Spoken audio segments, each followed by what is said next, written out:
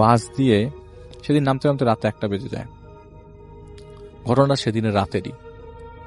তো বাস থেকে নামার পর উনি ওই নামার বাজারে ওয়েট করছে। তো ওনার ভাষায় আমি একটু বলি, উনি মানে কমপ্লিট চাঁদের আলো দেখতে, চাঁদের আলো সবকিছু ক্লিয়ার দেখা যাচ্ছে। তো নামার বাজার থেকে আমার বাড়ি হচ্ছে অ্যাটলিস্ট 3 থেকে 4 কিলোমিটার দূরে। আর যেহেতু আমি একটা বিয়ের প্ল্যানিংয়েও আছে, তো আমার bag tag luggage shopping topping করা, ওই ব্যাগটাও এত ভারী ছিল যে আমি হেঁটে আমার বাড়ি যেতে পারবো না, আর এটাকে টানাও একটা ব্যাপার, মানে মুশকিল। আর ওই মুহূর্তে ওই জায়গাতে কোনো ধরনের সিএনজি বা রিক্সা কিছুই ছিল না। এবং নর্মালি ওই জায়গায় আমি যখন নামি তখন কখনো কখনো পাওয়া যায়, কিন্তু আজ আমি কেন জানি কিছুই দেখছি না। একটা পর্যায়ে দূর থেকে একটা মানে নিচে হারিকেন টাইপের একটা ভ্যান, তো ভ্যানটা আপনি কিভাবে চিন্তা করেন, আমাদের এলাকার ভ্যানটা হচ্ছে এরকম যে ভ্যানের উপরে আবার সিট দেওয়া, বসা যায় আর কি, একটু নিচু ভ্যান, উঠে বসা যায় একসাথে, এক 2টা রো, ওই লেগুনার মতো 2টা রো, এবং এখানে অ্যাটলিস্ট 3 জন করে বসতে পারে, 3-4 জন করে বসতে পারে। তো উনি দেখলেন যে হারিকেন জ্বালানো অবস্থায় একটা ভ্যান তার দিকে আসছে, সামনে আসে, এবং জিজ্ঞেস করি যে আমি কি ব্যাপার, এই ভ্যানটা আমার দিকে কেন আসছে? এবং ভ্যানটার পিছনে একটা জিনিস রাখা, সাদা কিছু টাইপের, দূর থেকে মনে হচ্ছিল। কাছে আসার পর জিজ্ঞেস করলাম, মানে কাছে আসার পর আমি ক্লিয়ার হলাম, ভ্যানটা একটা কাফনে কাপড় মোড়ানো লাশ নিয়ে আমার সামনে আসছে। তো আমি খুব হতভম্ব হয়ে যাই। আমার এসব জিনিস ভয় লাগে না, আমি এত ভয়ের মানুষ না, আমি এগুলিতে ভয় পাই না। লাশ আসছে তো কি হয়েছে, কিন্তু আমি দাঁড়িয়ে আছি যে আমি কিছু পেলে সাথে যাব, কিন্তু এর সাথে আমি যাব না। কিন্তু ওই মুহূর্তে লোকটা আমাকে জিজ্ঞেস করে, আসলে আমি কিন্তু তার ভাষায় বলছি আর কি, লোকটা আমাকে জিজ্ঞেস করে যে আপনি কি কোথায় যাবেন, চলেন আপনাকে আগাই দিই। তো উনি বলে যে না, আমি আপনার সাথে যাব না। আর আপনার সাথে এটা কি? আপনার সাথে তো দেখি লাশ। বলে যে ভয় পায়েন না, এটা কোনো কিছু না, আপনি উঠেন না, আপনি কোথায় যাবেন, আমিও তো একা, আপনাকে নামাই দিব, ভাড়া যা আসে তাই দিন, আপনি কই যাবেন বলেন তো? বলে যে আমি ভাটের খিল যাব। বলে যে ভাটের খিল তো আমিও যেতেছি, চলেন আপনাকে আমি নিয়ে যাব। তো উনি অনেক কিছু চিন্তা করলো যে এই ব্যাগ নিয়ে যাওয়া সম্ভব না। তো উনি কি করলো, ভ্যানের মধ্যে উঠে দেখলো যে লাশের পাশে একটা ব্যাগ রাখা, মানে কারো ব্যাগ, মনে হচ্ছে যে মানে কেউ একটা ব্যাগ নিয়ে রেখে গেছে লাশের সাথে। ডিয়ার লিসেনার, আজকের এই ইমেল এপিসোডটি অনেক বেশি ভয়ঙ্কর হতে যাচ্ছে। আপনারা যারা ভূত এফএম শুনতে ভালোবাসেন বা অনেক আগে থেকে ভূত এফএম শোনেন, তাদেরকে বলবো আজকের ঘটনাগুলো আপনাদের কাছে খুবই স্পেশাল এবং অনেক অনেক ভয়ঙ্কর এবং রহস্যময় ঘটনাগুলো নিয়ে আপনার সামনে উপস্থিত হলাম। চলুন আমরা একের পর এক কয়েকটি বাছাই করা ইমেল এপিসোডগুলো শুনবো। চলুন দেরি না করে ভিডিওতে একটি লাইক দিয়ে ঘটনাগুলো শোনা নেওয়া যাক। তো উনি কি করলেন, সাথে মানে ভ্যানে উঠলো, ভ্যানে ওঠার পরে ওনার লাগেজ উঠানোর পরে বলে চলেন। তো চলতে চলতে একটা পর্যায়ে ওই গ্রামটা, ওই ভাটেরখিল গ্রামটা, এখানে মানুষজন তার পরিচিত, এলাকার লোকজন তার পরিচিত, এবং ইভেন কি যে ভ্যানওয়ালাও তার পরিচিত। এই ভ্যানওয়ালাটা তার কাছে সে আগে কখনো দেখেন নাই। তো ওই ভ্যানে উঠে যায় এবং ভ্যান দিয়ে রওনা দিয়ে দেয়। তো তাদের বাড়িতে যেতে 2টা রাস্তা পড়ে, একটা হচ্ছে ভালো রাস্তা, একটা একটু ভাঙা রাস্তা, ওইটা ভুইয়া রাস্তা বলে। তো ভালো রাস্তা দিয়ে যাবে এরকম কিছু বলার আগেই তিনি মানে চলন্ত অবস্থায় ওই আপনার যে চালকটা তাকে জিজ্ঞেস করলো যে কি ব্যাপার, এই লাশ কোথার থেকে পাইলা? ওই যে এই লাশটা আমাকে থানার থেকে দিছে। লাশের সাথে ব্যাগ দেখতেছেন না, ব্যাগের মধ্যে লাশের পরিচয়, অ্যাড্রেস, ঠিকানা আছে, আমি এটা পৌঁছাই দিব। বলে যে কোথায় পৌঁছায় দিবা? বলে যে আপনাদের এলাকায় যাবে, আপনি টেনশন করেন না, আপনি চলেন, আপনি ভয়টাই পায়েন না। বলে ভয় পাওয়ার কোনো বিষয় না, কিন্তু কথা হইতেছে একটা লাশের সাথে যাইতেছি, আমার তো মানে এরকম অভিজ্ঞতা আগে কখনো হয় নাই। তো উনি আসলে ভয় কাটানোর জন্য এবং কোনো কিছু তাকে অ্যাটাক না করে এই জন্যই সে কনভারসেশন চালিয়ে যাচ্ছিল ওই ভ্যানওয়ালার সাথে। তো কনভারসেশন চালানো অবস্থায় ভ্যানওয়ালা যে কখন ভুইয়ার ওই রোডটা দিয়ে ঢুকে গেছে উনি জানেন না। ওই রোডের এক পাশ হচ্ছে খাল, মানে ক্যানেলের মতো, আরেক পাশ হচ্ছে বাঁশঝাড় টাইপের অনেক গাছগাছালি, এবং ওই পাশ থেকে কাউকে দেখাও যায় না, কি যদি হেঁটেও যায় মানে দিনের আলোতেই ঠিক মতো দেখা যায় না, রাতের বেলা তো আরো অন্ধকার। উনি চলতে চলতে এক পর্যায়ে দেখলো যে ভ্যানওয়ালা তো কোনো কথাবার্তা বলছে না। তো এরকম অবস্থায় ভ্যানওয়ালার সাথে কথা বলা দরকার। আর লাশটা পাশে, আপনি যদি একটা ভ্যানের পাশে আপনার সাথে লাশ থাকে রাত্রে 1টার দিকে, আপনি কি চিন্তা করবেন? ওনার সাহসের অবস্থা বোঝেন, উনি কতটা সাহস নিয়ে ভ্যানে ওঠেন। তো এক পর্যায়ে উনি দেখেন যে ওনার ভ্যানের সামনে দিয়ে একটা বোরকা পরা মহিলা হেঁটে যায়। তো এ তো রাতের বেলা বোরকা পরা মহিলা ক্লিয়ারলি রাস্তা ক্রস করে গেল। প্রথমে উনি তেমন একটা আমলে নেন না যে রাতের বেলা হয়তো কেউ যেতে পারে। তো কথা বলতে বলতে এক পর্যায়ে জিজ্ঞেস করে যে কাহিনী কি। বলে যে সীতাকুণ্ড থানা থেকে লাশটা দিছিল আমাকে, এটা এখন পৌঁছাই দিব। এখন কথা হচ্ছে যে আপনি ওই আশেপাশে যা দেখতেছেন তা কিছু মানে ধরে নিয়েন না। হঠাৎ করে এটা বলতে আরেকটা মহিলা তার সামনে দিয়ে ক্রস করলো, এবং তিনি দেখলেন যে মহিলাটা ক্রস করে উনি যখন পিছনে তাকালো যে মহিলাটা পিছনে রাস্তা দিয়ে হেঁটে চলে যাচ্ছে।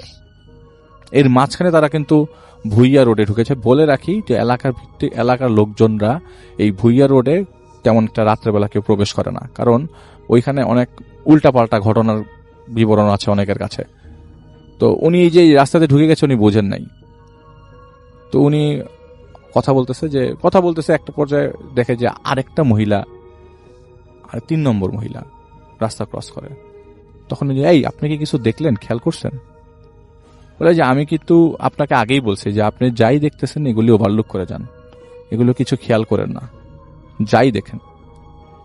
আর একটু সামনে আগানোর পরে এরকম করে কয়েকবার তাদের সামনে দিয়ে এরকম মহিলা, একটা বোরকা পরা মহিলা, একজন মহিলা বারবার ক্রস করে যাচ্ছে।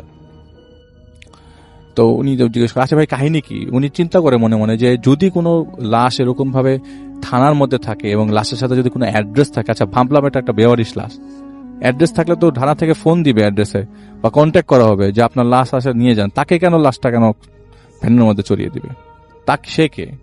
তো ওনাকে জিজ্ঞেস করলো আপনি কি থানার কেউ নাকি? বলে না না আমি থানার কেউ না। বলে তাহলে লাশটা নিয়ে আপনি কোথায় যাচ্ছেন? বলে ভাই আরেকটা কথা বলি, লাশের কিন্তু মাথা নাই। এইটা শোনার পর উনি এখন ঘাবড়ে যাচ্ছে।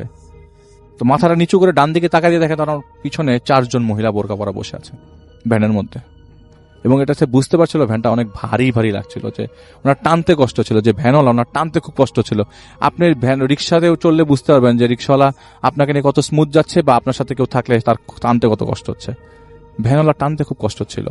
হঠাৎ করে তার ডান দিকে তাকে পিছনে দেখে 4 জন মহিলা, ওই বোরকাওয়ালা মহিলা 4 জন তার সামনে বসে আছে। উনি আর কিছু চিন্তা করে নাই। আর যাই হোক এখন ওনাকে পালাতে হবে। ভ্যান থেকে এক লাফে ওনার লাগেজ টাগেজ রেখে অনেক দূরে মানে দৌড়ে পালিয়ে যায় এবং সূরা নাস পড়তে পড়তে পালিয়ে যায়। প্রথমে সূরা ইখলাস, প্রথমে সূরা, তারপরে সূরা নাস এবং পরে সূরা ফালাক পড়তে পড়তে জোরে জোরে পড়তে পড়তে খুব জোরে জোরে পড়তে পড়তে পিছনে চলে যায়। দূর মানে ওনাকে কেউ অ্যাটাক করছে না, উনি দূর থেকে দেখতে পাচ্ছেন যে ওই ভ্যানটা একটু সামনে যে থামে, ওই ভ্যান থেকে ভ্যান চালককে এই 4 জন মহিলা খুব জোর করে টেনে হেঁচড়ে নামায় এবং ওই ভ্যান চালককে ইচ্ছা মতো মারতে থাকে। তো সাহসী যেহেতু বললাম, এত লাশ সাথে ভ্যানের মধ্যে চলে আসছে, তার তো অবশ্যই একটা টার্গেট থাকবে যে ভ্যানওয়ালাকে সেভ করব। যাই হোক উনি দেখছে ভ্যানওয়ালা না কিছু বলছে না, ওদের মারটা খাচ্ছে এবং খুব জোরে জোরে মারছে। এবং দূর থেকে ওই যে কাঠ ভাঙার শব্দ যেরকম হয় এরকম দূর থেকে কাঠ ভাঙার শব্দ আসছে। উনি বলে যাই হোক 7 পাঁচ চিন্তা করে উনি সামনে আগায় গেলেন ঠিকই। উনি ওনার আগানো দেখে ওই 4 জন মহিলা ক্ষেতের মাঝখানে নেমে যায়। এখন ওনার মনে হচ্ছে যে উনি যে জায়গায় আছেন সেই জায়গাটা এখন আর পরিচিত মনে হচ্ছে না। এই গ্রাম তার পরিচিত, তিনি গ্রামের ছেলে, কিন্তু এই জায়গাটা তার আর পরিচিত মনে হচ্ছে না। তিনি দেখলেন লাশ পড়ে আছে, তার লাগেজ পড়ে আছে, লাশের সাথে ব্যাগটাও আছে, ওই 4 জন মহিলাও নাই এবং সেই ভ্যানওয়ালাও নাই। সে দৌড়ে আশেপাশে বাড়ি খুঁজতে লাগলেন। অনেক দূরে, অনেক হাঁটলো, অনেক দৌড়াচ্ছে, দৌড়াতে একটা বাড়ির সামনে যায়। একটা আম গাছ দেখে মনে হয় যে ভেতরে বাড়ি আছে। আম গাছটা ক্রস করে ভেতরে বাড়িতে যে দরজা নক করতে থাকে। দীর্ঘক্ষণ নক করার পরে রাত তখন অনেক বাজে, অনেক মানে ফজরের রাগ ওয়াক্ত। দরজা নক করার পরে লোকজন আসে। কি ব্যাপার ভাই?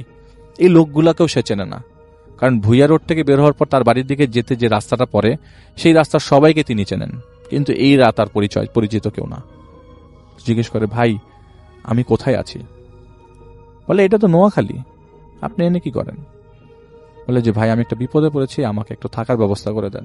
যে ধপাস করে পড়ে যাওয়ার পরে লোকজনদের মায়া হয় খুব, ওনাকে তারা রাখে, মানে ওনাকে ওনাদের বাসায় আশ্রয় দেয় সেদিন রাতের বেলা, এবং ওনাদেরকে ওই দিন রাতের বেলা তার ঘটনাটা বলে। তো উনি বলে যে আমি যখন এই ভ্যানের মধ্যে উঠি আমি প্রথমে বুঝতে পারছিলাম না, পরে দেখি যে একের পর এক আমার এই পরিচিত জায়গা ওই ভ্যানটা চারিপাশে ঘুরছিল, একই রাস্তায় বারবার ঘুরছিল। তো পরবর্তী সময় ওনারা তাকে বাসে উঠিয়ে দেয় এবং তিনি তার দিনের বেলায় তার এলাকায় পৌঁছায়, এবং এলাকায় পৌঁছানোর পর সে তার বাবাদের সাথে মানে বাবা মার সাথে দেখা করে আর কোনো দেরি করা নেই, সাথে সাথে তিনি খবর নেওয়ার জন্য সীতাকুণ্ড থানায় যায়। থানায় যাওয়ার পর শুরুতেই তো পুলিশের সাথে দেখা করবে, একটা লাশের ব্যাপারে কথা বলবে। উনি কি করে, আশেপাশের লোকজনদেরকে জিজ্ঞেস করে এরকম কি লাশ আগে আসছিল কিনা। তো লোকজন বলে, ভাই আমি তো কিছু বলতে পারবো না, তবে আপনি চাইলে ওই যে লাশটা রাখে আর কি, যে লাশটা রিসিভ করে তার সাথে আপনি দেখা করতে পারেন। তো উনি যায় এবং জিজ্ঞেস করে যে কি ব্যাপার, এরকম লাশই গতকালকে কোনো লাশ আসছিল? বলে কি, না রে ভাই, গতকালকে তো কোনো লাশ আসে নাই। হ্যাঁ, তবে একটা গলা কাটা লাশ আসছিল, সেটা 4-5 দিন আগে 4 মহিলা রিসিভ করে নিয়ে যায়, 4 বোরকা পরা মহিলা, এবং তারা তাদের পরিচয় দিয়ে রিসিভ করে আর কি। আমরা তাদেরকে কাছে লাশটা বুঝাই দিই, তারা একটা ভ্যানও নিয়ে আসে সাথে করে। পরবর্তী সময় তিনি গ্রামে চলে আসেন এবং এই জিনিসটা তিনি কাউকে আর শেয়ার করেন না। জিনিস বলে যে আমি আজকে খুব ভয় পেয়েছি, আমার সাথে খুব বাজে ঘটনা ঘটছে, কিন্তু পুরো ডিটেলসে কাউকে শেয়ার করে না তিনি। পরবর্তী সময় বিয়ে শাদী হয়, বিয়ে শাদীর পর অনেক পরে একজন হুজুরের সাথে তিনি দেখা করতে যান এই ঘটনার ব্যাপারে জানার জন্য, যে তার লাইফের ঘটনা কি হুজুর বলতে পারবে কিনা। তখন হুজুরকে জিজ্ঞেস করে যে আমি ওই দিন রাতে যা দেখেছিলাম তার আলোচনা করবা, সেটা দেখে আপনি কি আপনার রায় দেন, বা আপনার কি মনে হয় আমি কি, মানে উনি আসলে মেন্টালি সিক হয়ে গিয়েছিল, বিয়ের পরে ফ্যামিলিগত প্রবলেম দেখা দিচ্ছিল কিছুদিন পর পর। তো উনি এরকম হুজুরকে দেখান যে ওনার লাইফে যে ঘটে গেছিল ঘটনাটা কি ওনার মানে পার্সোনাল জীবনও এফেক্ট পড়ছে কিনা। পরে হুজুর বলে, আসলে আপনি চিন্তা করেন না, এসব জিনিসগুলো চলে যাবে, আপনি পানিটা খেয়েন। আর আপনাকে আমি একটু ক্লিয়ার করে বলি, আপনি যে ঘটনার আগে ফেস করেছিলেন সেইটা 4 জিন, আসলে ওই জিনটা ওই ডেড বডিটা নিয়ে একটা বাজে কাজ করার প্ল্যান করছিল। আর যেই লোকটা ভ্যান চালাচ্ছিল সেটা জিন দ্বারা মানে পজেসড ছিল আর কি, আসর করেছিল জিনরা। পরবর্তী সময় রাসেল ভাই ওই ভ্যানওয়ালাকে কিন্তু উনি এলাকায় পায় এবং ভ্যানওয়ালাকে দেখতে পায়, কিন্তু ভ্যানওয়ালাকে নর্মাল অবস্থায় পায় না, পাগল অবস্থায় পায়। ওনাকে রাস্তায় দেখতে, মানে ওনার এলাকায় কিন্তু ওই ভ্যানওয়ালাকে দেখতে পায়, দেখেছিল, কিন্তু পাগল অবস্থায়।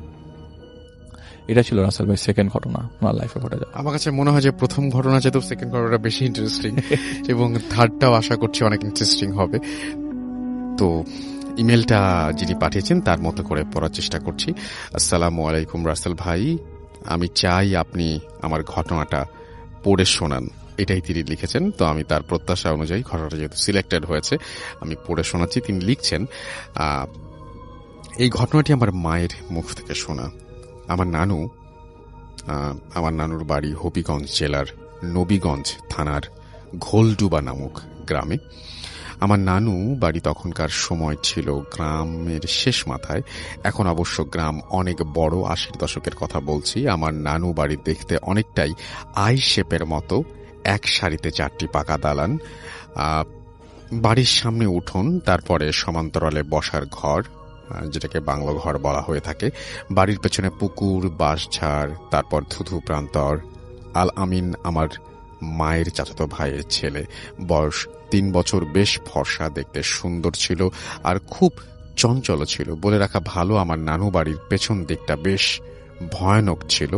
গ্রামের শেষ মাথায় হওয়ার কারণে দিনের বেলায়ও নিস্তব্ধতা বিরাজ করত, আর তাই ওই দিকটায় অনেকেরই অনেক ভয়ের অভিজ্ঞতা আছে। সেটা না হয় আজ নাই বলি।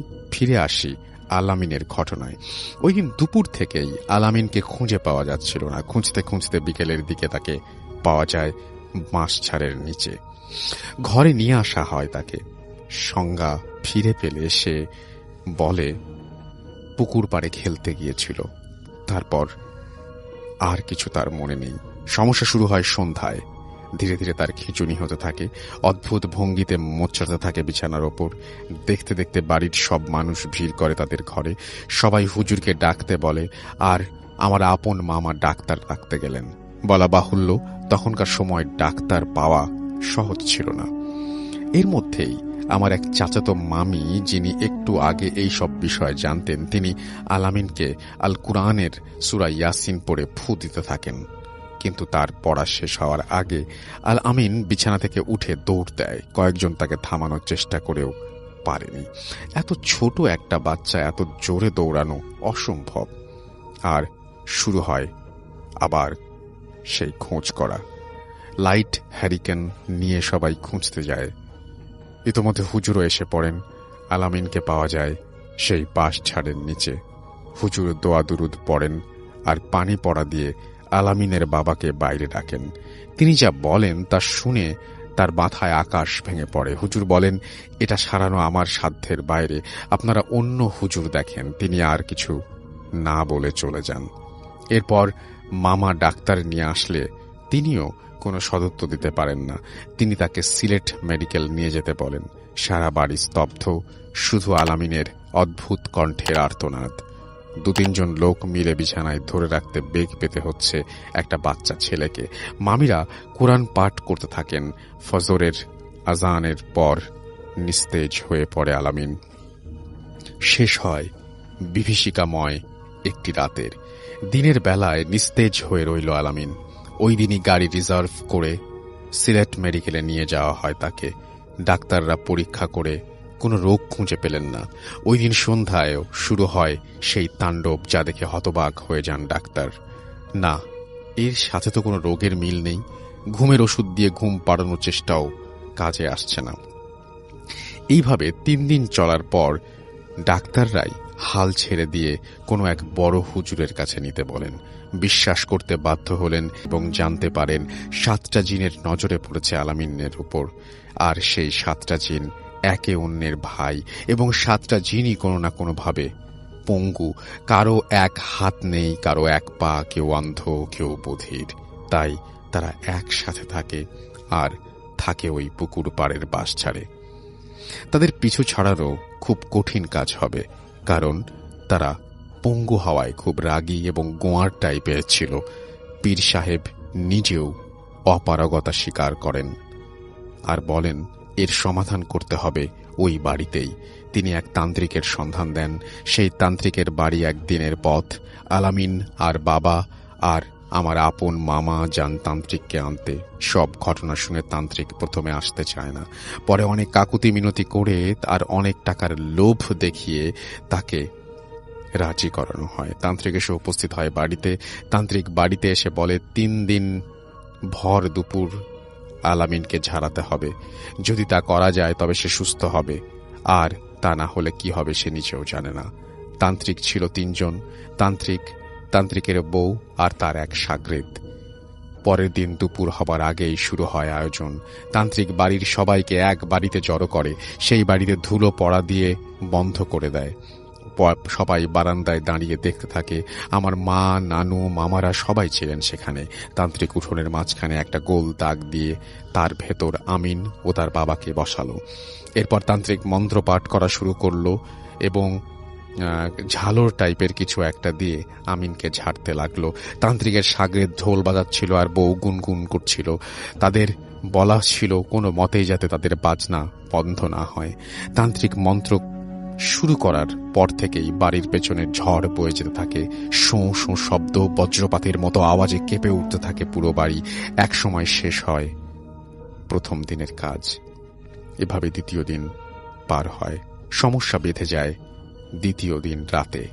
ওঝা রাতে স্বপ্ন দেখে 7টা কালো অবয়বকে একসাথে বলছে কালকে ঝাড়া শুরু না করতে, কারণ সে শেষ করতে পারবে না। ওঝা সকালে উঠেই চলে যায়। সে বলে তার টাকা চাই না, কিন্তু আলামিনের মায়ের কাকুতি মিনতিতে সে রাজি হয়, কারণ আলামিনের 2 দিনেই বেশ সুস্থ হয়ে ওঠে, হাঁটতে খেতে শুরু করে। তৃতীয় দিন সেই বাড়ি বন্ধ, উঠানে গোল সার্কেল, মাঝখানে আলামিন, বাবা আর তান্ত্রিক 3 জন। তান্ত্রিক বলে দেয় আজ যাই ঘটে যাক না কেন ঢোল আর গুনগুন যেন বন্ধ না হয়। তান্ত্রিক মন্ত্রপাঠ করা শুরু করলে সেই তীব্র বাতাস শুরু হয়। বজ্রপাতের শব্দে কেঁপে ওঠে পুরো বাড়ি। তান্ত্রিক 3 জন আর আলামিনের বাবা যা দেখে বাড়ির বারান্দায় থাকা লোকেরা দেখতে পায়নি। তারা দেখে পুরো বাঁশঝাড় দুভাগে ভাগ হয়ে মাটিতে লেগে গেল। কেউ যেন প্রচণ্ড শক্তিতে দুদিকের বাঁশঝাড়কে মাটিতে লাগিয়ে ফেলল। দেখে ভয়ে স্তব্ধ হয়ে গেল ঢোল গুনগুন বাজানো হাত। ওঝা জোরে জোরে মন্ত্র পাঠ করতে লাগলো, কিছুতেই কিছু হলো না। সবাই দেখলো কোনো এক অদৃশ্য শক্তি আল আমিনকে মাটি থেকে তুলে নিল শূন্যতে, তারপর তাকে ভাঁজ করে আছাড় মেরে ফেলল মাটিতে। চারিদিক চুপচাপ। পড়ে রইল আল আমিনের নিথর দেহ। না, প্রাণহীন নয়, বেঁচে রইল আল আমিন। আর 27টি বছর। আমিও দেখেছি তাকে, ছোট্ট একটা দেহ আর বড় একটা মাথা। কথা বলেনি আর আল আমিন, হাঁটেনি আর কোনোদিন। ঢাকায় বড় বড় ডাক্তাররা দিতে পারেননি কোনো উত্তর, কোনো হুজুর দিতে পারেননি কোনো সমাধান। এই 27টি বছর কিভাবে বেঁচেছিল আল আমিন। প্রতি রাতে তাদের উঠোনে দেখা যেত লম্বা এক কালো মূর্তি, কখনো উঠোনে, কখনো বারান্দায় অন্ধকার কোণে, কখনো ঘরের ভেতরে। আস্তে আস্তে তাদের ঘরে লোকদের যাওয়া আসা বন্ধ হয়ে যায়। ভয়ে রাতে কেউ বাইরে বের হতো না। কে যাবে তাদের ঘরে? গেলেই রাতে খারাপ স্বপ্ন, অকারণে জ্বর বা পেট খারাপ। যেন অভিশপ্ত হয়ে গেছে সেই ঘরটি। আল আমিন মারা যায় 2004-এর দিকে। এরপর ওই কালো অবয়ব আর দেখা যায়নি। এখন ওদের ঘরে সবসময় সবকিছু স্বাভাবিক, কিন্তু ওই সব বিভীষিকাময় দিন আজও তাড়া করে তাদের। আল আমিনের ঘটনা এখানেই শেষ। আরেকটি ছোট ঘটনা বলবো, যা আমার মামার ঘটনা, সেটিও আল আমিনের সাথেই যুক্ত। একবার আল আমিনের বাবা খবর পেলেন কমলগঞ্জ নামক এক জায়গায় এক বুড়ো হুজুর আছে, যিনি জীবনে অনেক অতি প্রাকৃত ঘটনার সমাধান করেছেন। তখনকার দিনে ওই রাস্তা অনেক খারাপ ছিল। আমার আপন মামা আর আল আমিনের বাবা বাইকে করে রওনা হন। গিয়ে দেখেন লোকটি বিছানায় শুয়ে, বসার সামর্থ্য তার নেই। তিনি সব শুনে বললেন, আমি তো যেতে পারবো না। তিনি একটা তাবিজ দিলেন, বললেন এটি ভিজিয়ে পানি খাওয়াতে আর গোসল করাতে হবে 7 দিন। তারপর তাবিজটি নদীতে ফেলে দিতে হবে। আর বললেন বাঁশঝাড়টি কেটে ফেলতে হবে। আর বললেন সাবধানে বাড়িতে ফিরতে। আমার মামা বাইক চালাবে শুনে তিনি একটা তাবিজ দিয়ে বললেন এটা জিহ্বার নিচে নিয়ে বাড়ি যেতে। আল আমিনকে তাবিজ ভিজিয়ে পানি খাইয়ে সেই তাবিজ মুখ থেকে ফেলতে হবে। তারা বাড়ির খুব কাছাকাছি এসে অ্যাক্সিডেন্ট করা যায়নি। মামা আজও উত্তর খুঁজে পাননি তার প্রতিদিন যাওয়া আসার রাস্তায় স্পিড ব্রেকার কোথা থেকে আসবে। আসলে ওটা ছিলই বাকি। এই ছিল ঘটনা। পড়ে শোনালে খুশি হব। ঘটনাটি যদি সিলেক্ট হয় অবশ্যই জানাবেন। আসসালামু আলাইকুম লিসেনার, আমি সাকওয়াত বাবন, পুরন ঢাকা থেকে। জি, অনেকদিন পরে রাসেল ভাইয়ের আমন্ত্রণে এসেছি। হ্যাঁ বাবুন ভাই, আপনি অনেকদিন পরে এসেছেন এবং অনেক বছর হবে বোধহয় আসলে। হ্যাঁ সেটাই। আসলে কাজের ব্যস্ততার জন্য আসা হয় না, তবে মাঝে মাঝে আসবেন, আমাদেরও ভালো লাগে। ইনশাআল্লাহ আসবো। জি। একবার শুরু করলে আসলে ভূত এফএম আমাদের প্রাণের অনুষ্ঠান। সেটাই। তো এটা ছাড়া আসলে আমরা থাকতে পারি না। প্রতিদিন রাতে যে ঘুমাতে গেলে ভূত এফএম কানের সাথে বাজাইতে হয় আর কি। তো না বাজে এটা আমি আসলে ভূত এফএম শুনে শুনে ঘুমাই। সত্যি কথা, আমার মোবাইল চেক করলে আপনি দেখবেন সবসময় ভূত এফএম শুনে শুনে ঘুমাই। তো আমি আমার ঘটনা শুরু করি। জি। তো আসলে মানুষের জীবনে অনেক অপার্থিব ঘটনা ঘটে যায়, যেগুলো আসলে বিশ্বাস না করে কোনো উপায় থাকে না। তো আমি যে ঘটনাটা প্রথম বলবো সেটা হচ্ছে আমার নিজের সাথে ঘটে যাওয়া এই কিছুদিন আগের, মানে গত 1-1.5 মাস আগের একটা ঘটনা। তো সেদিন ছিল শুক্রবার। আমি সন্ধ্যার আজান পড়ে গেছে, আমি অজু করে আমার বেডরুম থেকে জায়নামাজটা হাতে নিয়ে চিন্তা করছি ড্রয়িং রুমে যেয়ে আমার আমি কাজটা করি, নামাজটা পড়বো আর কি। তো ঠিক আমি ড্রয়িং রুম থেকে, আমার বেডরুম থেকে হেঁটে যখন আমি ড্রয়িং রুমের মাঝখানে এসেছি, ডাইনিং স্পেসে এসেছি, তখন ডাইনিং স্পেসে আমি এরকম সময় দরজায় নক হয়েছে আমার। তো দরজায় নক হলো, 1-2বার টক টক টক টক করে নক হলো। তো আমি বললাম যে কে, আমি ডাইনিং থেকেই বললাম যে কে, কোনো শব্দ হলো না। তো আমার এক হাতে জায়নামাজ, আমি দাঁড়িয়ে আছি ডাইনিং স্পেসের মাঝখানে, চেয়ারটা ধরে কাছাকাছি। তো আমি হেঁটেই ওইখান দিয়ে চলে যাব ইয়াতে, আপনার মেন ডোরটার কাছে আমার। তো আমি আবার বললাম কে, কোনো শব্দ নেই। তারপর আরেকটু কাছে যেয়ে যখন জিজ্ঞেস করলাম কে, তখন বাইরে থেকে শব্দ আসলো, এই বাবন দরজাটা খুলো। তো দরজাটা আমি ঠিক চিনতে পারলাম না যে কে ডাকলো, কিন্তু স্পষ্ট ভাবে ডাকলো, এই বাবন দরজাটা খুলো। তো দরজাটা খুললাম, দরজাটা খুলে দেখলাম আমি আমার শ্বশুর দাঁড়িয়ে আছেন। তো শ্বশুর দাঁড়িয়ে আছেন, তার পিছনে 2টা ব্যাগ নিয়ে তার ড্রাইভার, তার ঠিক বাম পাশে তার ছোট মেয়ের যে একটা ছেলে আছে সে, আর তার পাশে আরেকটা মেয়ে দাঁড়ায় আছে। একই বয়সের, তো 8-10 বছর হবে, দুজনের খুব হেলদি একটু স্বাস্থ্য। তো তারা আছে, আমি সালাম দিলাম, বাবা আসসালামু আলাইকুম। তো উনি বললেন ওয়ালাইকুম আসসালাম, কেমন আছো তুমি? আমি বললাম জি ভালো আছি। বাবা আপনি কেমন আছেন? তো আমাদের কুশল বিনিময়ের পরে বললাম যে বাবা আসেন, আমাদের আবার গেটটার মাঝখানে আবার একটা গ্রিলের মতো আছে যেটাতে আমরা সিকিউরিটির জন্য, ওইটা খুলে দেওয়ার পরে গেটটা ওপেন হয়ে যায়। তো আমি ওইটা খুলে দিলাম, বাবা ভিতরে আসলেন। তো আমি ড্রয়িং রুমে ঢুকে গেলাম, যেহেতু আমি ড্রয়িং রুমে নামাজ পড়বো। তো আমি দেখলাম যে বাবার পাশে যে ছেলেটা দাঁড়াইছে সেটা হলো আমার ছোট শালিকার আর কি ছেলে নাবেদ, একটু হেলদি ছেলেটা দেখতে, একটু কালো। তো তার পাশে যেই মেয়েটা দাঁড়ায় আছে একই বয়সের, এবং সে একটা শর্ট স্লিভ জামা পরে আছে, চুলগুলো ঘাড় পর্যন্ত কাটা, আমার দিকে তাকায় হাসতেছিল। আর নাবেদও আমার দিকে তাকায় আছে। তো আর পিছন থেকে ড্রাইভার আমাকে বললো দরজা করার পরে, দুলাভাই আসসালামু আলাইকুম, কেমন আছেন? আমি বললাম হ্যাঁ তুমি কেমন আছো রফিক, আসো ভিতরে আসো। তো আমি ভিতরে, বাবা আসেন বলে গেটটা খুলে দিয়ে আমি ড্রয়িং রুমে চলে গেলাম। কিন্তু আমি নামাজে যাইতে যেতে চিন্তা করতেছি যে এই মেয়েটাকে, কারণ ওকে আমি কখনো দেখি না, এরা আমাদের ফ্যামিলির মানুষ, সবাইকে আমি চিনি মোটামুটি। তো নামাজে দাঁড়াইতে দাঁড়াইতে তখন আবার চিন্তা করলাম হয়তো আমার এই শালির হাজবেন্ডের ফ্যামিলির কেউ হবে, তার ভাই অথবা তার কোনো রিলেটিভ, তাদের হয়তো নাবেদের সাথে, নাবেদ যেহেতু আসছে তো তার সাথে আসছে। তো আমার বাবা, আমার শ্বশুর আমার বাড়িতে বাসায় আসলে কিন্তু খুব একটা বেশিক্ষণ থাকেন না, 2-3 ঘন্টা থাকেন, মেয়ের সাথে গল্প টল্প করেন, মেয়ের সাথে কিছু কাজ টাজ আছে বাড়ি সংক্রান্ত, তো সেগুলো নিয়ে তারা আলোচনা করে তারপরে চলে যান। তো আমি নামাজের মধ্যে ওই মেয়েটার কথা, বাচ্চা মেয়েটার কথা ভুলতেই পারতেছিলাম না। আমার বারবার আমি সূরা পড়তেছিলাম, আমার বারবার চিন্তার মধ্যে আসতেছিল যে মেয়েটা কে। আমি তো চিনতে পারলাম না। তো নামাজ শেষ করলাম, নামাজ শেষ করে যখন আমি ফরজ নামাজ শেষ করে আপনার সালাম ফিরিয়েছি, সালাম ফিরিয়ে দেখে আমার ওয়াইফ আমার পিছনে এসে দাঁড়ায় আছে। তো আমি আমার ওয়াইফকে জিজ্ঞেস করলাম এই মেয়েটা কে। তো আমি তখনও সুন্নত নামাজ আমার বাকি আছে। তো আমার ওয়াইফ বললো যে কোন মেয়ে? আমি বললাম এই যে নাবেদের পাশে দাঁড়ায় ছিল যে মেয়েটা আসছে, এই মেয়েটা কে? বলে নাবেদের সাথে তো কোনো মেয়ে আসে নাই, তুমি কি দেখলা? আমি বললাম কি বলো তুমি? আমি তো বসা থেকে দাঁড়ায় গেছি, দাঁড়ায় বললাম যে এই কি বলতো তুমি আমার সাথে ফান করতেছো? আমি নামাজের মধ্যে দাঁড়ায় আছি, তুমি এটা কি বলতেছো? একটা বাচ্চা মেয়ে দাঁড়ায় ছিল নাবেদের সাথে, আমার দিকে তাকায় তাকায় হাসতেছিল, এবং রাসেল ভাই বিশ্বাস করেন, এই যে এখন যে আমি তাকে বলতেছি আপনাকে এই ঘটনাটা, আমি মেয়েটাকে দেখতেছি, মানে এত জীবন্ত।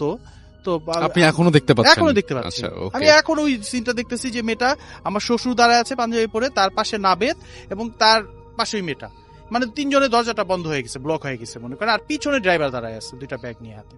তো মেয়েটাকে আমি দেখতেছি, আমার দিকে তাকায় পরিষ্কার হাসতেছে। আর নাবেদ জীবন আমাকে দেখলে একটু সবসময় একটু কিরকম জড়ো থাকে, ওরকম একটু হয়ে রয়েছে। তো মেয়েটা আবার চেহারার দিকে তাকায় হাসতেছে। আমি বললাম কি বলতেছো তুমি? আমি দেখলাম যে মেয়েটা নাবেদের সাথে দাঁড়ায় ছিল, এবং মেয়েটাকে আমি তো আগে কখনো দেখি নাই, কার যে মেয়ে এটা। তো আমার ওয়াইফ বলে যে এই তুমি নামাজ শেষ করো তো, নাবেদের সাথে কেউ আসে নাই। তো আমি তাড়াতাড়ি সুন্নত নামাজটা শেষ করলাম, কিন্তু আমি মেয়েটার কথা ভুলতেই পারলাম না, এবং আমি একটু অনুভব করলাম যেন যখন আমি নামাজে দাঁড়াইছিলাম ওরা যেন হেঁটে গেল, ওই মেয়েটাকেও দেখলাম যে আমি আমার ভিতরে ঢুকলো, আমার বাসার ভিতরে ঢুকলো। তো আমি নামাজটা শেষ করে আমি গেলাম হলো আমার আমি আমার বেডরুমে, দেখলাম যে বাবা ওইখানে চেয়ারে বসে নামাজ পড়তেছেন, আমার ওয়াইফ আমার কিচেনের মধ্যে। আমি ওকে যা পিস দিয়ে বললাম এই তুমি কি সত্যি আমার সাথে ফান করতেছো না মেয়েটা কে বলো? তুমি কি বলতেছো, কি না কি দেখছো? আসলে এরকম কোনো মেয়েই তো আসে নাই। বাবা আসছে, রফিক 2টা ব্যাগ দিয়ে গেল, এই যে ডাইনিং টেবিলের উপরে রাখা আছে ব্যাগ 2টা, আমার শাশুড়ি আর কি এইটা ওইটা রান্না করে পাঠায় সব সময়। তো এই যে টেবিলের উপরে রাখছে, আর হলো বাবা তো নামাজ পড়তে, আর নাবেদ তো এই যে এই ঘরে, তো তোমার ছেলের ঘরে পড়তেছে, টিভি দেখতেছে। তো আমি বললাম যে না আমার তো মিলাইতে পারতেছি না। আমি করি না, আমি স্পষ্ট দেখছি, আমি এরকম ভুল দেখতেই পারি না, কারণ এটা ভুল দেখার মতো একটা সময় না। মানুষ তো অন্ধকারে বা অন্যরকম কিছু একটা মুভমেন্টে দেখে, ঘুম থাকলে। আমি এখন পুরো সেন্সের মধ্যে আছি, আমি পুরো সজ্ঞানে আছি, এখন তো অজ্ঞান না, বা আমি একটা কিছু দেখবো যে হ্যালুসিনেশন হবে আমার।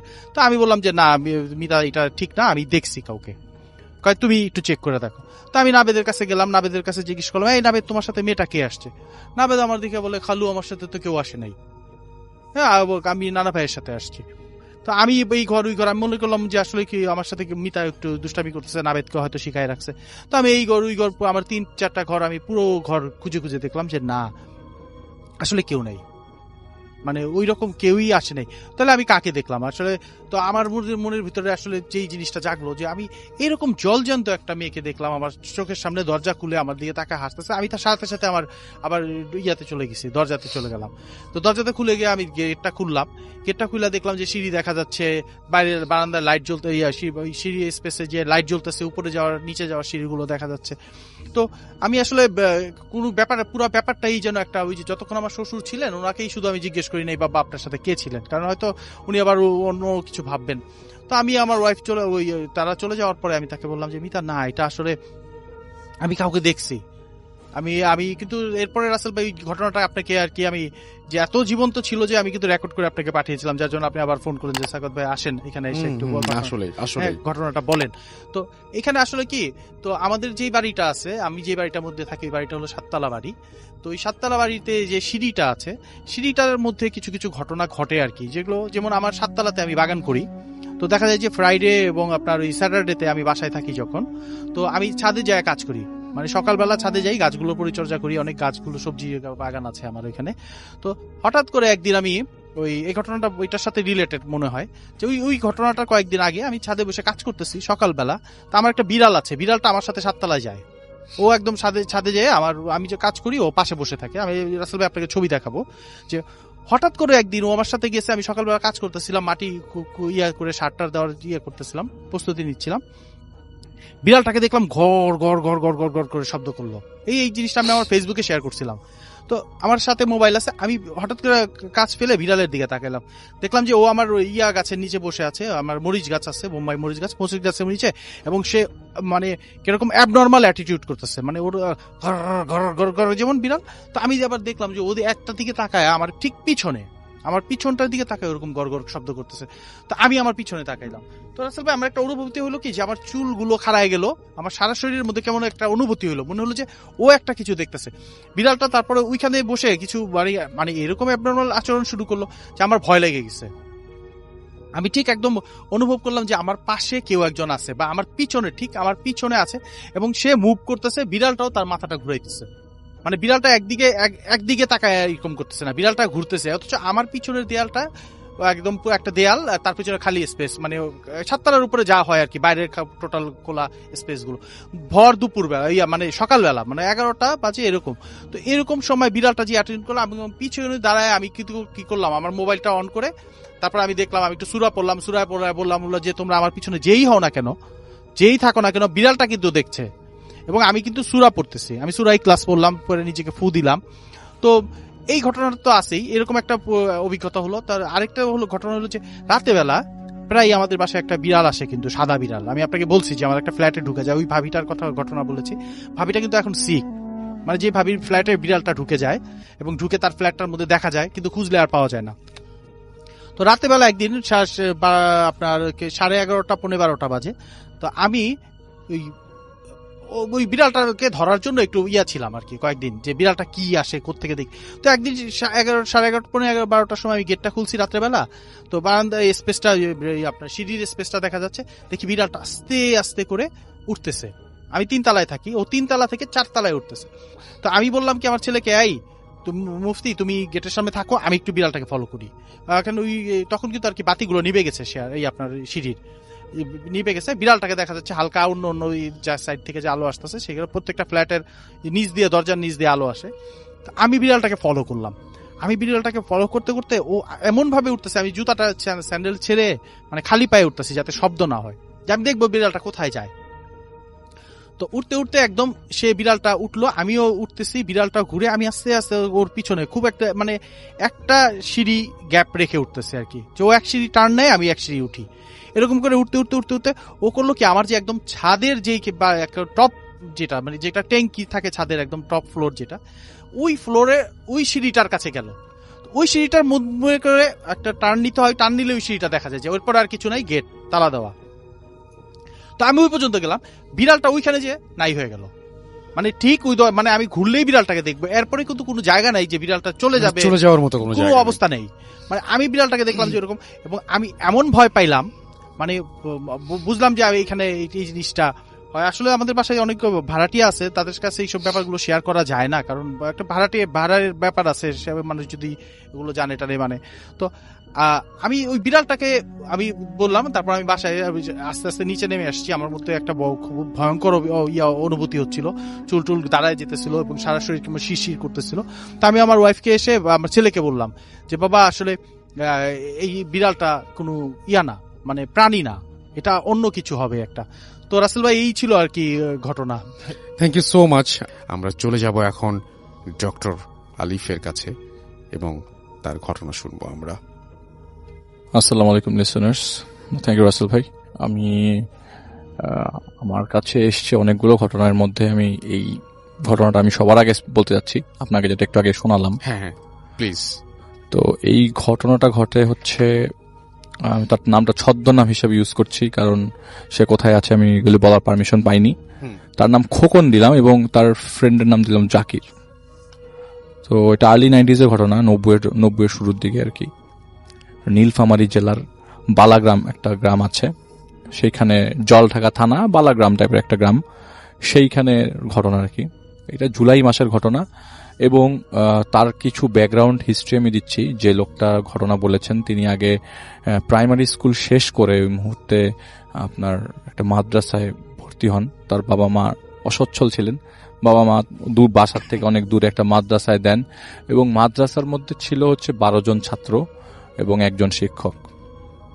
তারা একটা রুমের মধ্যে সবাই একসাথে গুটিছুটি হয়ে থাকতো এবং শিক্ষক একজন, উনিও পড়াতেন, সবকিছু উনিই করতেন, নামাজ কালাম হতো ওই জায়গায়, কিন্তু রান্না টান্না কিছু হতো না ওই মাদ্রাসার মধ্যে। তো এলাকার ওই আশেপাশে যেসব ঘর ছিল, ঘর ভিত্তিক সবগুলো মানুষ মানে সবাই এরকম এরকম করে ভাগ করা ছিল কোন দিন কে কোন দিন খাওয়াবে এদেরকে। তো ঘটনার দিন ছিল বৃহস্পতিবার। সেদিন বৃহস্পতিবার হওয়ার কারণে মাদ্রাসা পরের দিন শুক্রবারের জন্য সবাই যেসব স্টুডেন্ট মানে ছাত্রগুলা ওখানে ছিল তাদের বাসা যাদের কাছাকাছি, ওরা ওদের নিজেদের বাসায় চলে যায় আর থাকে শুধুমাত্র এই খোকন সাহেব এবং তার ফ্রেন্ড জাকির।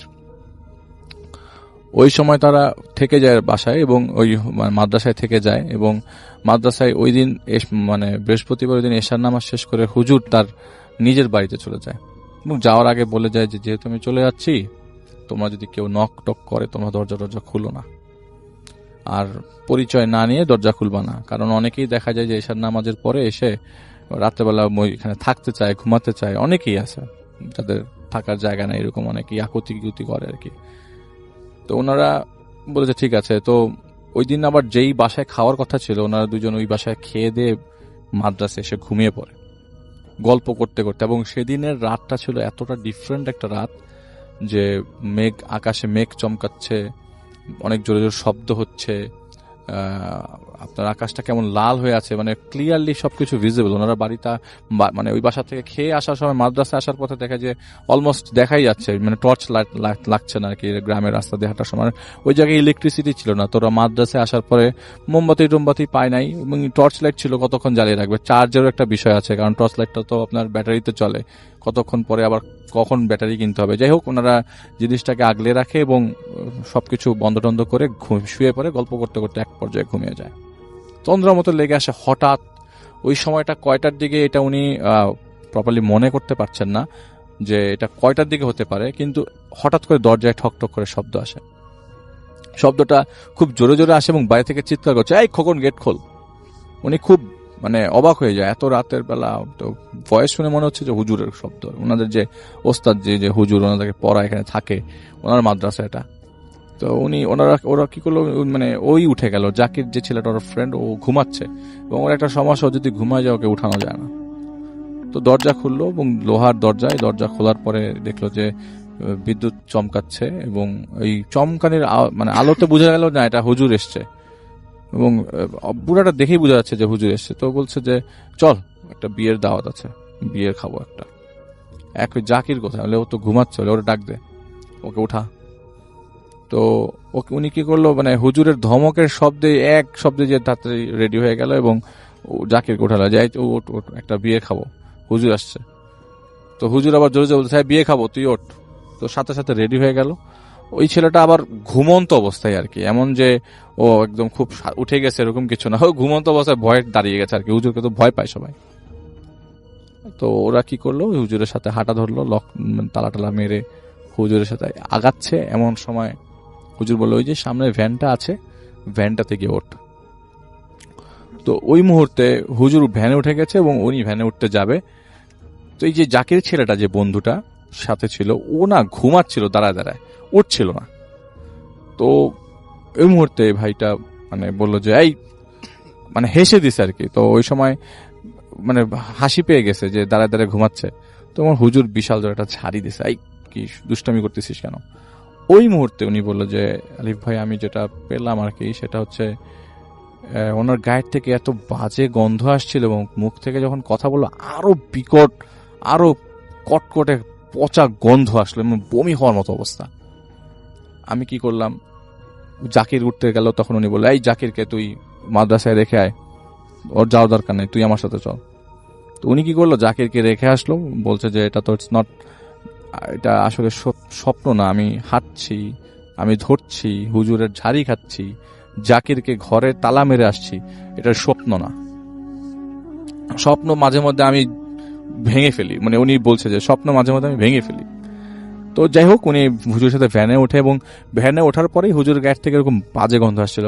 তো হুজুর তো সবসময় আতর মেখে চলা মতো লোক, ওনার গায়ের থেকে এত বাজে গন্ধ কেন আসবে? আর বিয়ে সাথে গেলে তো পচা গন্ধ আসার প্রশ্নই আসে না। কিন্তু এত প্রশ্ন করার এত চান্স নাই, কারণ হুজুর ওনাদেরকে প্রচন্ড, মানে হুজুরকে ওরা প্রচন্ড ভয় পায়। উল্টাপাল্টা কিছু জিজ্ঞেস করলে কোথার থেকে কি ধরে বসে হয়তো পেটানি দেয় নাকি, চুপচাপ ছিল। তো একটা পর্যায়ে প্রায় আধা ঘন্টা 45 মিনিট উনি ভ্যানের মধ্যে ছিলেন। রাত কয়টা বাজে এইটার কোনো আইডিয়াই ওনার নাই। ওই মুহূর্তে সাথে টর্চ লাইট ছিল। তো একটা পর্যায়ে ওনাদের ওই এলাকায় একটা নাম করা শ্মশান ঘাট ছিল, ওই শ্মশানের পাশে তারা এসে ভ্যানটা থামায়। ভ্যানটা থামানোর পরে হুজুর বলে, এবং উনি শ্মশানের কথা বলে যে এই শ্মশানটা এত পুরানো, জেনে লক্ষাধিক মানুষের শেষকৃত্য সম্পন্ন হয়েছে, এত পুরাতন কবর, মানে এত পুরাতন শ্মশান ঘাট আর কি। তো হুজুরও হঠাৎ করে বললো যে তুই এখানে দাঁড়া, একটা লাশ নিয়ে আসবো, ওই লাশটা নিয়ে আসার পর দোয়া কালাম পড়তে হবে, 500 টাকা পাবি। তো তখন 500 টাকা 50 লাখ টাকার সমান ওর কাছে। অসচ্ছল ফ্যামিলি, 500 টাকা পাওয়া মানে 2 মাস চলা। যত কিছুই হোক 500 টাকা লাগবে, যেভাবেই হোক। হুজুর যেটা বলে সেটাই, দাঁড়ায় থাকবে ওই জায়গায়। এরকম ডাট, মানে বাচ্চা কাচ্চা তখন 13-14 বছরের একটা ছেলে। হুজুর ওই মুহূর্তে ভ্যানটা নিয়ে চলে যায় এবং সে ওই জায়গায় দাঁড়িয়ে থাকে। এক পাশে শ্মশান আর এক পাশে ঘন জঙ্গল, আর বাম পাশে আপনার পিছন সাইডে ধান ক্ষেত এবং আকাশ তো পুরো লাল হয়ে আছে, মেঘ আর কি, আকাশে অনেক মেঘ। এমন সময় হুজুর আসে, অনেকক্ষণ দাঁড়িয়ে থাকে এবং একটা বাচ্চা মানুষ এরকম কখনো বলে যে আমি কখনো গ্রামে এতক্ষণ এক জায়গায় এতক্ষণ দাঁড়িয়েছিলাম না। হুজুর আসে, একটা লাশ নিয়ে আসে ভ্যানে করে। ভ্যান চালকটা ওই মুহূর্তে ওই জায়গা থেকে হেঁটে চলে যায় এবং যে লাশটা নিয়ে আসে সেই লাশটা একটা বস্তার মধ্যে রাখা, এবং বস্তা থেকে রক্ত চুয়ে চুয়ে পড়তেছে, সেটা তো আমি ক্লিয়ারলি বুঝতে পারছি, দেখাই যাচ্ছে। লাশটা যখন এসে মানে নামিয়ে রাখলো, আর হুজুরের অবস্থা খুব খারাপ, ঘেমে একবারে গোসল হয়ে এসছে, এরকম অবস্থা। তো হুজুর বলল যে তুই সূরা ইয়াসিন পড়া শুরু কর। তো উনি বলছেন যে আমি সূরা ইয়াসিন পড়বো, আমি তো কায়দাই পড়তে পারি না, সূরা ইয়াসিন কিভাবে পড়বো? ওখানে তখন মাদ্রাসা মাত্র 2-3 মাস হয়, কায়দায় ঠিক মতো পড়তে পারি না, সূরা ইয়াসিন তো আমি জানি না, পড়তে পারি না। হুজুরকে এই কথা বলার আগে ইনি চিন্তা করলো যে ওই দিন আবার সকালবেলা, যেদিন ঘটনা সেদিন সকালবেলা আবার ও কায়দায় একটা ভুল করেছে। তো হুজুর দিন ওদেরকে খুব বেদ দিয়ে পিটিয়েছিল। হুজুর তো জানে আমি কায়দা পড়তে পারি না, তাহলে আমি কোথার থেকে কি পড়বো? আর যেটা তো বলেছে হুজুর যে এটার সব কাজ দাফন করতে হবে। হুজুর দেখি লাশ খুলে আমাকে, মানে লাশটার হচ্ছে এরকম অবস্থা যে মাথা আছে সবকিছুই, কিন্তু চোখটা হচ্ছে বুকের মধ্যে। লাশটা খোলার পরে দাড়ি টাড়ি আছে, লাশটা অনেক লম্বা। হঠাৎ করে উনি বললো যে এখন যেটা হচ্ছে এটা, আর ওই হুজুরটা ওই সময় বলছে যে সূরা ইয়াসিন পড়, বলে তোর খবর আছে। এমন সময় হুজুরের কাছ থেকে অনেক মানে বাজেভাবে হাসার শব্দ আসতে থাকলো। উনি কি করলো, ওই হুজুরের সামনেই বিসমিল্লাহির রহমানির রহিম পড়লো। এটার সাথে সাথেই ওই লাশের আকৃতিটা চেঞ্জ হয়ে গেল এবং উনি বুঝতে পারলো যে এত ছোট হয়ে যাওয়ার কারণ কি। দেখলো যে এটা ওনার ফ্রেন্ডের লাশ, এটা যেই ফ্রেন্ডকে মাদ্রাসায় রেখে আসলো সেই ফ্রেন্ডের লাশ, জাকিরের লাশ। হুজুর বলছে যে এইটাই আজকে বিয়ের খাওয়া, এইটাই খাবো, তুই সূরা ইয়াসিন পড়, এটা পড়লে আরো সুবিধা আমার খেতে। হঠাৎ করে হুজুরের শেপ চেঞ্জ হয়ে গেল। শেপ চেঞ্জ হয়ে যাওয়ার পর হুজুর হয়ে গেল, হুজুরটার আসলে বেশ ধারণ করেছিল, কুকুর হয়ে গেল এবং অনেক বড় কুকুর হয়ে গেল। উনি ওই লাশটা চাটা শুরু করলো। এমন সময় ঘেউ ঘেউ করতে করতে পেছন থেকে আরো কতগুলা কুকুর আসলো এবং উনি ছিটকে চলে গেল 100 ফিট দূরে, এবং উনি বিসমিল্লাহির রহমানির রহিমই পড়ছে, আর কিছু পড়ছে না। তো হঠাৎ করে একটা কুকুর এসে অনেকগুলো, ওই যে কয়টা কুকুর আসলো ওরা কি করলো, ওই লাশটার চারিপাশে থাকলো, মানে ওই লাশটাকে শুকছে বা চাচ্ছে এরকম কিছু একটা, দূর থেকে প্রপারলি দেখা যাচ্ছে না। হঠাৎ করে দৌড়ে একটা কুকুর এসে ওনার পায়ে কামড় দিল। পায়ে কামড় দেওয়ার পর উনি ওই বিসমিল্লাহির রহমানির পড়তে পড়তে পড়তে পড়তে একটু সামনে দৌড়াতে দৌড়াতে একটা মন্দির পেল, মন্দির ভেতরে ঢুকে গেল। কিন্তু তখন ওই কুকুররা তার পেছা ছাড়ে না, তাকে তাড়া করতে করতে মন্দির ভেতরে কুকুর সহ ঢুকে যায়। উনি বাঁচার জন্য এত গাছপালা কিছুতেই না উঠে মন্দিরের ভিতরে ঢুকে, এবং উনি তো মুসলমান, উনি তো হাফেজ, মানে পরে হাফেজ হন আর কি অন্য মাদ্রাসা থেকে। তো আমি ওনার ঘটনা বলতে যে আমি খুব হয়ে গেলাম যে মন্দিরের ভিতরে ঢুকে উনি পুরো মূর্তির উপর উঠে যায়, এবং নিচে কুকুরগুলা সব ওনাকে ধাওয়া করতে করতে নিচে মানে মানে কুকুর চিৎকার করছে আর কি নিচে ওনাকে দেখে। উনি হঠাৎ করে এই মূর্তির মাথা ভেঙে পড়ে যায় নিচে। আসল ভাই উনি আরো ওনার জ্ঞান নাই, উনি আর জ্ঞান ফিরাতে পারেন নাই, এবং বলেছে যে আমি হঠাৎ করে ঘুমিয়ে যাই, আমার আর কিছু মনে নাই। ঘুম ভাঙার পরে দেখি যে আমি আমার হাত পা ঠিক মতো নাড়াতে পারছি না, আমার চারিপাশে আমার সারা শরীরে ক্ষত বিক্ষত। আমার মা আমাকে কান্না করছে, মাকে জিজ্ঞেস করলাম তোমরা আমাকে কিভাবে পেলে, তোমরা কোথা থেকে আসলা, কালকে রাতে আমি যা ফেস করছি তো আমি তোমাকে বলতে পারবো না জাকিরের কি অবস্থা।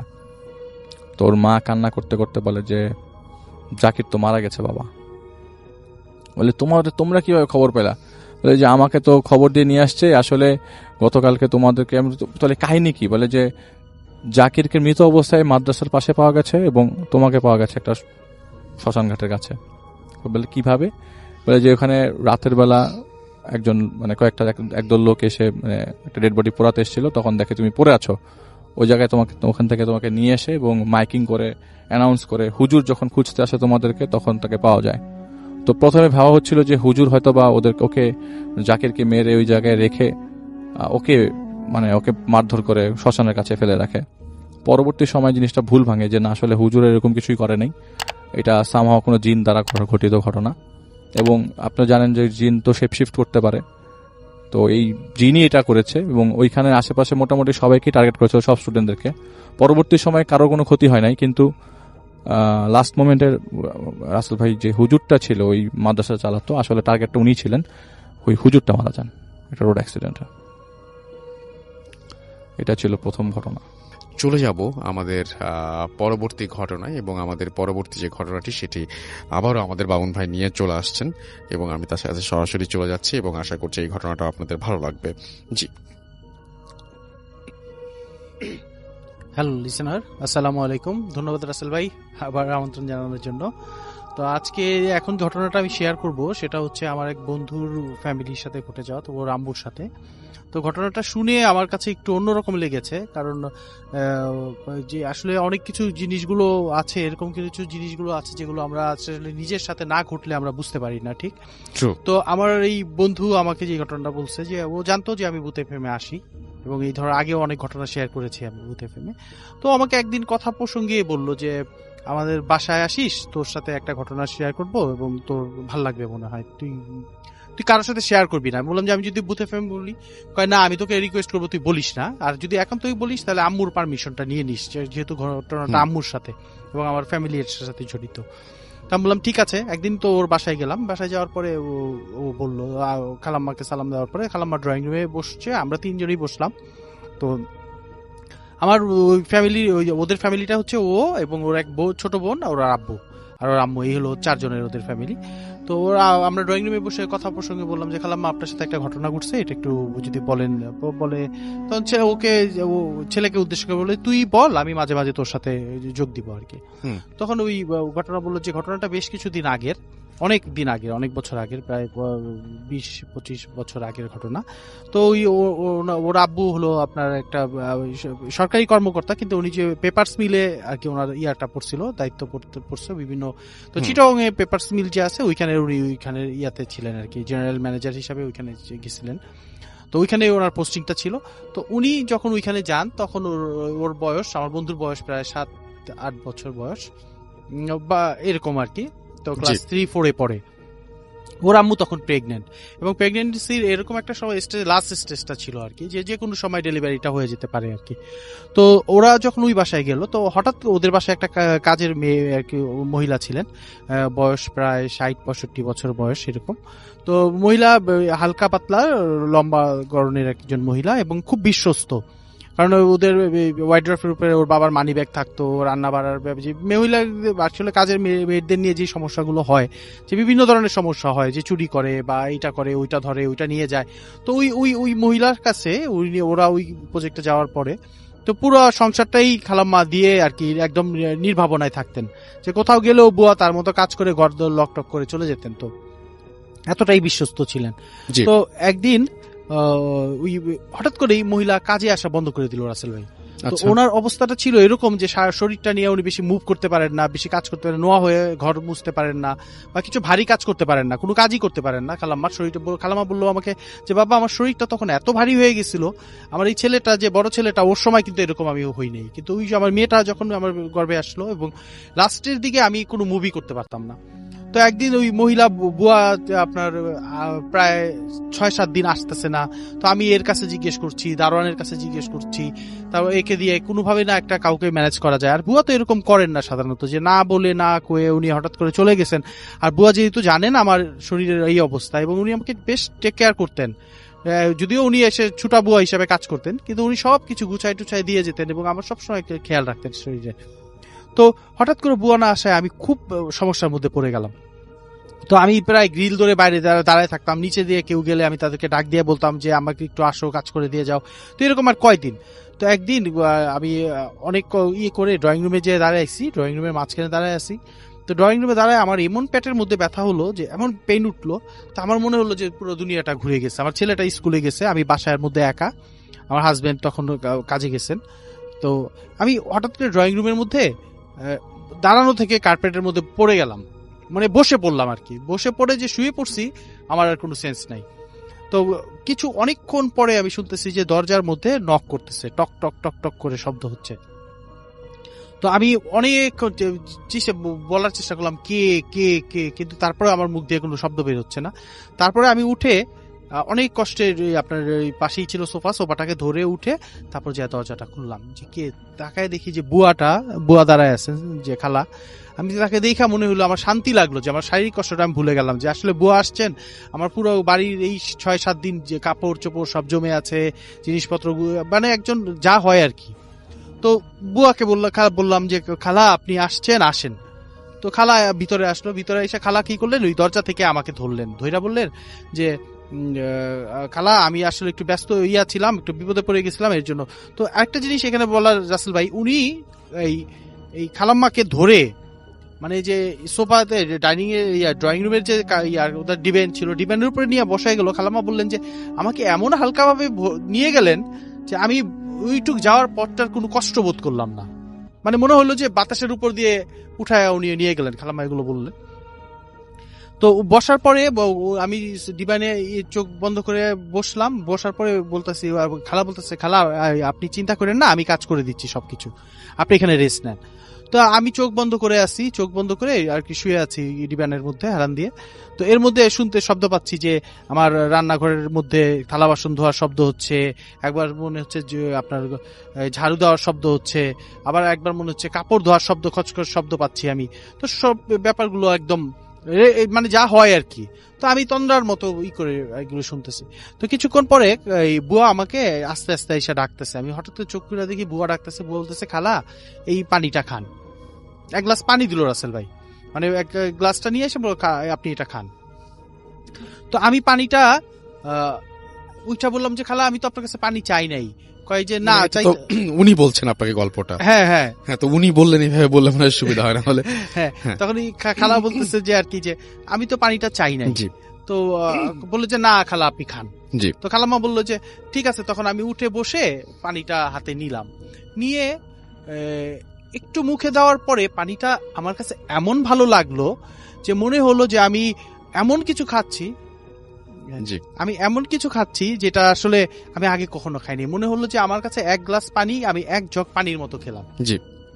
এক জগ পানির মতো খেলাম। তো আমি বললাম যে খালা আপনি আমাকে এটা কি দিয়েছেন? এটা কয় যে না নর্মাল পানি তো দিছি খালা, আপনি এটা খান। তো পানি খাওয়া হলো, আমি গ্লাসটা দিলাম। তো উনি চলে গেলেন, পানিটা নিয়ে ভিতরে গ্লাসটা নিয়ে চলে গেলেন। তো তারপরে এই আমি আবার হেলান দিয়ে শুইছি। তো এরকম সময় শুনতেছি যে বুয়া থালা বাসন আবার ধুইতেছে। আমি একবার চিন্তা করলাম যে থালা বাসন তো কিছুক্ষণ আগে ধুইছে বুয়া, তাহলে আবার কি থালা বাসন ধুইতেছে। তো ঠিক সেই সময় আবার শুনতেছি যে আমি আপনার ওই কাপড় কাচার শব্দ হচ্ছে। তো একই টাইম আমি তো তখন পানিটা খেয়েছি কিছুক্ষণ আগে। আর রাসেল ভাই এখানে একটু বলি যে খালাম্মা বললো যে এই পানিটা খাওয়ার পরে তার শরীরের মধ্যে এমন একটা আরাম বোধ হইলো যে এর আগে যে কষ্টটা ছিল, এই পেটের মধ্যে বিভিন্ন ধরনের ব্যথা ছিল, এই ছিল, হ্যাঁ, চলে গেল। তো উনি করলেন কি, ওই শব্দ শুনে ওইখান থেকে উঠে আপনার রান্নাঘরের ডাইনিং স্পেসটার মধ্যে থেকে রান্নাঘরটা দেখা যায়। তো উনি তাকায় দেখলেন যে রান্নাঘরে ওই বুয়া কাজ করতেছেন, আপনার থালা বাসন ধুইতেছেন। তো উনি ঘুরে আবার ওনাদের যে পিছনের বারান্দা আছে, বারান্দার দিকে যখন যাচ্ছেন, ছেলের রুমের যে আপনার ওয়াশরুমটা আছে ওইখানে যেয়ে দেখেন যে বুয়া আপনার কাপড় কাচতেছেন। তো রাসেল ভাই চিন্তা করেন, একজন মহিলা একই টাইমে আপনার রান্নাঘরে আপনার থালা বাসন ধুইতেছেন, আবার উনি সেকেন্ড টাইম একই সাথে দুই জায়গায়, এবং খালামা বলতেছেন যে আমি এটা কি দেখলাম। তো যাই হোক, সেদিনের মতো ঘটনা এখানেই, বুয়া তারপর কাজ টাজ করে চলে গেছেন। আর আমি মনে করলাম যে আমি হয়তো ভুল দেখছি। তো রাতে যখন আমার হাজবেন্ড আসলেন, আইসা বললেন যে আমি তখন একটু ঘুমাই গেছিলাম, উনি এর মধ্যে আসছেন, হাজবেন্ড আসছে, আইসা বললো যে ছেলে তো ঘুমাচ্ছে, তুমি কি করতেছো। তো আমি বললাম যে আজকে আমি না, মানে উনি বলতেছেন, তো উনি বলতেছেন যে আমি তো এই ঘুমাই গেছিলাম, বুয়া আইসা কাজ করে। হ্যাঁ, তোমার ঘর দেখে আমি বুঝছি যে বুয়া আসছিল, যাক বুয়ার কি হয়েছে, মেয়ের কি একটা সমস্যা হয়েছিল। রাতে শোয়ার সময় আমি হাজবেন্ডকে বললাম, জানো একটা ঘটনা ঘটলো আজকে, আমি দেখলাম বুয়া একই সময়ে রান্নাঘরে কাজ করতেছে, আবার এক সময় দেখলাম যে সে কি বলে আপনার বাবুর ওয়াশরুমে এসে কাপড় কাচতেছে। তখন আমার হাজবেন্ড বললো যে দেখো, তোমার শরীরের অবস্থা বেশি একটা ভালো না, তুমি কি দেখতেছো না দেখতেছো এগুলো নিয়ে মাথা ঘামায়ো না, যে আল্লাহ করে আমি ঢাকায় ফোন করছি, আম্মারা আসতেছে, তারা তাড়াতাড়ি করবো। পরের দিন রাসেল ভাই বললো যে উনি ঘুমাইছিলেন, খালাম্মা ড্রয়িং রুমেই ঘুমাইছিলেন, ওনার বেডরুমে ঘুমাইছিলেন। তো বুয়া আইসা ওনাকে ডাকতেছেন, দরজা কিন্তু লক ছিল, রাসেল ভাই একটু মার্ক করেন যে দরজাটা কিন্তু বন্ধ, এবং বুয়ার ঢুকার কোনো নেই, ওনার হাজবেন্ডের কাছে চাবি আছে, কিন্তু বুয়া কিন্তু ঘরের ভিতরে ঢুকতে পারেন। উনি ওনাকে ডাকতেছেন যে খালা কাজ শেষ, বলতেছে খালা আজকে যেই কাজগুলো কি কি কাজ করব। তো বুয়ারে আমি কিন্তু তখন বুয়ার দিকে তাকায় বললাম যে ও বুয়া আসছেন, আচ্ছা কিভাবে আসলো না আসলো এগুলো আমি তখন আর খেয়াল করি নাই। তো বুয়া আমাকে বললো যে খালা আমি কাজগুলি করি, আপনি এখানে এই নেন, আপনাকে একটা প্যাকেট দিল খালাম্মার কাছে, একটা প্যাকেট বললো, এটা কি, কয় খালা এটা আপনার জন্য আনছি, আপনি একটু খান। কয় এটা কি, কয় আপনি আপনার জন্য আনছি, নেন না একটু দেখেন কি। তো আমি ওই প্যাকেটটা খুলে, খালাম্মা বলতেছে যে আমি প্যাকেটটা খুলে দেখলাম যে ওইটার মধ্যে তেঁতুল, আর কি ওই যে পাহাড়ের ভাজে ভাজে যে তেঁতুল গাছটা হয়, খুব ছোট আকারের, কিন্তু তেঁতুলগুলো অনেক মিষ্টি হয় বলে। তো খালাম্মা বললো যে আস্তা তেঁতুলের সহ, খোসা সহ তেঁতুল, এক চোপ্পা তেঁতুল। তো তেঁতুলটা আমি বের করে বললাম, খালা আপনি কিভাবে জানলেন যে আমার তেঁতুল খাইতে ইচ্ছা করছে? আমি গত রাতেই চিন্তা করতেছিলাম যে আজকে আপনি আসলে একটু টাকা দিব, আপনি বাজার থেকে তেঁতুল কিনে এনে দিবেন আমাকে। কয় খালা এই সময় মাদের কি খেতে হয় আমি কিন্তু জানি, আমি তো মা হইছি। তো আমি করলাম কি, খালামা বলতেছে যে আমি একটা দুইটা তেঁতুল খুলে মুখে দিয়ে মনে হলো এত মিষ্টি যে আসলে নর্মাল তেঁতুলের মতো স্বাদ না ওই তেঁতুলের। তো উনি বললো যে খালা চলে গেলেন কাজে। তো কিছুক্ষণ পরে আমি ওইখানে শুয়ে আছি, হঠাৎ করে আবার গতকালকের মতোই আমি শুনতেছি যে বুয়া কিছুক্ষণ ঝাড়ু দিতেছে, কার্পেটের উপরে ঝাড়ু দিতেছে, তারপর ওই যে রান্নাঘরে কাজ করতেছে, আবার আপনার বাথরুমে কাজ করতেছে। তো আমি হঠাৎ করে বললাম কি, এই কালকে যে দেখলাম বুয়াকে, আমার মনে পড়লো যে কালকে যে দেখলাম একসাথে দুই জায়গায় কাজ করে, আজকে দেখি তো তাড়াতাড়ি। তো উনি রাসেল ভাই উঠে রান্নাঘরে যায় দাঁড়াইলেন, যারাই দেখে যে বুয়া ঠিকই রান্নাঘরে ওই যে আপনার থালা বাসন ধুইতেছে, পানি কল ছাড়া কল পড়তেছে, পানি পড়তেছে, উনি ধুইতেছে। আর ওনার দিকে তাকায় একটা হাসি দিল বুয়া, যে বুয়া আর কতক্ষণ হাসি দিল। আমি আবার ঘুইরা যখন বাবুর বাথরুমটার মধ্যে গেলাম যেখানে কাপড় দিতেছে, যা দেখি না ওইটা কিছু নাই, দরজাটা বন্ধ, ভিতরে কোনো কিছু। আমি বললাম ও আচ্ছা, আমি হয়তো ভুল দেখছি। আমি যখন আবার ওইখান থেকে ঘুরে ডাইনিং স্পেসের মধ্যে আসছি, ঠিক তখন আপনার বাবুর বাথরুমটার মধ্যে থেকে কাপড় ধোয়ার শব্দ আসতেছে। তো আমি করলাম কি, ঘুরে আবার তাদের খালামা বলতেছে যে আমি ঘুরে আবার বাবুর বাথরুমে যখন গেছি, তো তখন দেখি যে বুয়া ওইখানে কাপড় দিতেছেন, বসে আমার দিকে পিছন ফিরে বসে কাপড় কাচতেছেন। তো রাসেল ভাই, একটার সাথে একজন মহিলাকে দুই জায়গাতে দেখাটা কিন্তু একটু নর্মাল না, হ্যাঁ। আর ওই শরীরের অবস্থাটা যদি ওরকম থাকে, তো বুয়া তখন খালামা বলতেছে যে এইটা দেখার পরে আমার কোনো হিতাহিত জ্ঞান নেই, আমি আবার আর কি কনফার্ম করার জন্য ইয়াতে আসছি, কি বলে রান্নাঘরে আইসা দেখি যে বুয়া ওইখানে দাঁড়ায় আমার দিকে তাকায় একটা হাসি দিছে। এইটা দেখার পরে আমি আর নিজেকে কন্ট্রোল করতে পারি নাই, তো আমি ওইখানে পড়ে গেছি। তো এরপরে আর কি সেই দিনই খালাম্মাকে আর কি খালাম্মা বললেন যে ওনাকে হসপিটালে ভর্তি করা হয়েছে। তো ওনার হাজবেন্ড আইসা দেখছেন উনি ফ্লোরে পড়ে রয়েছেন। তো আপনার ওনাকে হসপিটালে ভর্তি করা হলো, ওনার যে এই মেয়েটা হইলো আর কি, আমার বন্ধুর যে ছোট বোনটা হইলো। তো উনি এরপরে ছেলেকে নিয়ে স্কুলে যখন গেছেন, আশেপাশে স্কুলের যে অন্য বাসায় কাজ করতেন বুয়া, তো তাদের সাথে কথা হওয়ার পরে তারা বললো যে বুয়া তো প্রায় 1 মাস আগে ধরে আমাদের বাসায় আসেন না। আর কি অন্য যে বাসায় এগুলো কাজ করতেন, কমিউনিটিতে যে বাসাগুলোতে কাজ করতেন। জি। তো তারা বললো যে 1 মাসে তো আসছেন না। তো খালাম্মা বললো যে 15 দিন আগেও তো বুয়া আমার বাসায় কাজ করে গেল, আমি হসপিটালে ভর্তি হওয়ার আগে। তো তারপরে ওনাকে হাজবেন্ডকে দিয়ে উনি এটা করাইলেন, অনেক খোঁজ খবর করায় বুয়ার খবরটা নিলেন। যে খবর নিয়ে দেখলেন যে ওই বুয়ার যে একটা মেয়ে ছিল অটিস্টিক, তো ওই মেয়েটা এবং ওই বুয়া একটা বাস অ্যাক্সিডেন্টে মারা গেছে রাসেল ভাই। আচ্ছা, কিন্তু এই 1 মাস আগে তারা মারা গেছেন, 1 কিন্তু মাস এতদিন ধরে কাজ করেছেন। তার বাসায় কিন্তু একটা সাপোর্টটা দিছেন। জি। তাহলে এই সাপোর্টটা কে দিল? জি। এবং খালাম্মা আরেকটা জিনিস বললো যে আমার যে মেয়েটা হওয়ার পরে এইটাই হলো আমার কাছে খুব ভালো লাগছে, যে আমি ওই ও তো আমার ছোট বোনের মতো, বিয়ে হয়ে গেছে, ওর সাথে যখন স্কুলে কোনো ঘটনা ঘটতো, জি বলেন। হ্যাঁ স্কুলে যখন ঘটনা ঘটতো তখন রাসেল ভাই এটা কি আসলে সেই ঘটনা? দেখেন ওই যে ওই ঘটনা কিন্তু খালাম্মা আমাকে বলছে যে আমি কোনো হুজুরের সাথেও শেয়ার করি না, এটা শেয়ার করলে অন্যরকম ঘটনা ঘটতে থাকে। হ্যাঁ এটা কিন্তু আমাকে আসলে খালাম্মা বলছে যে আমি কিন্তু এই পর্যন্ত কারোর সাথে শেয়ার করি না ব্যাপারটা। তো এই বোনটার সাথে কেউ যদি কোনো রকম মিসবিহেভ করে, ইভেন দো ক্লাসের টিচাররা যদি মারে, তাহলে তাদের হাত ফুলে যায়। খালাম্মা তার মেয়েটাকে কিছু বলতে পারে না। হ্যাঁ তো রাসেল ভাই, তো এই ছিল আজকে ঘটনা। Thank you so much. আমরা একটু কাছে এসে বলতে হবে। জি। আমার ঘটনাটি অ্যাকচুয়ালি 1960 সালের দিকে আমার নানার সাথে ঘটে যাওয়া। জি। এই ঘটনাটি ঘটেছে আমাদের গ্রামের বাড়ি গাইবান্ধাতে। তো আমার নানার যে বড় ভাই ছিলেন, আমার সম্পর্কে বড় নানা হন, তার বিয়ের ঘটনা। তো যথারীতি আগে রাসেল ভাই আপনারা জানেন যে আগে তেমন গাড়ি ঘোড়ার ব্যবস্থা ছিল না, যার কারণে বরযাত্রীরা মানে আমার নানার বড় নানার শ্বশুরবাড়িটা একটু দূরে হওয়ার কারণে বরযাত্রীরা ট্রেনে গেছিল। তো আস্তে আস্তে বিয়ে সম্পূর্ণ করতে করতে মোটামুটি অনেক রাত হয়ে যায়, যার কারণে পরবর্তীতে আস্তে আস্তে অনেক রাত। তো নতুন বউ নিয়ে তখন তার শ্বশুরবাড়ির লোক আর আসতে দেয়নি। তাই আমার নানা স্বনামধন্য স্কুল টিচার ওই এলাকার, তো সে মানুষের বাসায় থাকতে পছন্দ করতো না। তো সে কি করলো, সে একা মানে একটু রাগের মতো হয়ে একা একা চলে আসলো। তো শেষ ট্রেন ছিল রাত 12টায়, সেই ট্রেনে করে আমার নানা মানে আমাদের গাইবান্ধার উদ্দেশ্যে আসলো। তো আসার সময় রাসেল ভাই কোনো প্রবলেম হয়নি, সে ভালোভাবেই স্টেশনে নামে। সো স্টেশন থেকে আমাদের নানা বাড়িতে প্রায় 3-4 কিলো রাস্তা হেঁটে যেতে হয়। সে তার মধ্যে রেল লাইন দিয়ে হাঁটতে হয় 2-3 কিলোর মতো, এরপরে কাঁচা রাস্তা দিয়ে হাঁটতে হয়। তো রাসেল ভাই ঘটনাটা হয় যখন স্টেশনে নামে, ট্রেনটা তাকে ক্রস করে, সে রেল লাইন দিয়ে হাঁটা শুরু করে বাড়ির উদ্দেশ্যে। তো কিছু দূরে যাওয়ার পর রাসেল ভাই আমাদের ওখানে একটা রেল লাইনের পাশে একটা জায়গা আছে, যেটা আর কি মানে হাতের বাম পাশে পরে হচ্ছে শ্মশান ঘাট এবং ডান পাশে পরে হচ্ছে বিল। তো আমার নানা করলো কি, সেই শ্মশান ঘাটটা যখন ক্রস করবে তখন অনেক দূর থেকে খেয়াল করলো যে সেই শ্মশান ঘাটের মধ্যে মানে কোনো একটা জিনিস ছায়ার মতো দেখা যাচ্ছে দূর থেকে আবছা আলোয়। সে শ্মশান ঘাটে 1 পা দিয়ে রেখেছে এবং বিলের মাঝখানে আর 1 পা, মাঝখান দিয়ে রেল লাইনটা গেছে। তো রাসেল ভাই নানা তো দূর থেকে দেখে, সে অনেক সাহসী লোক ছিল, যাই হোক সে তেমন ভয় না পেলেও তার কাছে তার স্মোকিং করার অভ্যাস ছিল, যার কারণে সে মানে অনেক দূর থেকে মানে সিগারেট ধরায়। তো তার কাছে যে 2-3টা সিগারেট ছিল রাসেল ভাই, সেটা মানে ওই জিনিসটার কাছে আস্তে আস্তে শেষ হয়ে যায়। পরবর্তীতে আমার নানা চিন্তা করে যে এবার তো আমাকে ধরবে, আমার আজকে মৃত্যু হবে, না হলে কিছু একটা করবেও। তো আমার নানা খুব ভয় পায় এবং রেল লাইনে বসে এখন আমাদের গ্রামের কথা, একটা গ্রামের মানুষের মধ্যে একটা কথা প্রচলিত আছে যে শয়তানের উপরে শয়তানি করলেও নাকি শয়তান সেটা ধরে না। তো নানা সেটা করলো, তার পরনে প্যান্ট ছিল, সেই প্যান্টটা খুলে মাথায় বাঁধলো। মাথায় বাঁধার পরে ভুট্টা মানে যেটাই ছিল আর কি, যে জিনিসটা, সেটা আর কি মানে চলে গেল ওইখান থেকে। সো রাসেল ভাই সেখান থেকে নানা মানে প্রচন্ড পরিমাণে ভয় পায় এবং সে মানে প্রায় অজ্ঞানের মতো অবস্থা, কিন্তু তার ভিতরে একটা চেষ্টা ছিল তাকে বাড়িতে যেতে হবে, যার কারণে সেখান থেকে সে দৌড় শুরু করে এবং দৌড় দিয়ে সে বাড়িতে এসে অজ্ঞান হয়ে যায়। তো সেই দিন রাতে আমার নানার বাবা যিনি ছিলেন, সে মানে মোটামুটি ওঝা টাইপের একজন কবিরাজ ছিলেন, যে আর কি মানে ঝাড়ফুঁক করাইতে পারতো। তো যার কারণে মানে সে বাড়িতে এসে তার বাবা তাকে ঝাড়ফুঁক দিয়ে আর কি সেই দিনের মতো সুস্থ করে তোলে।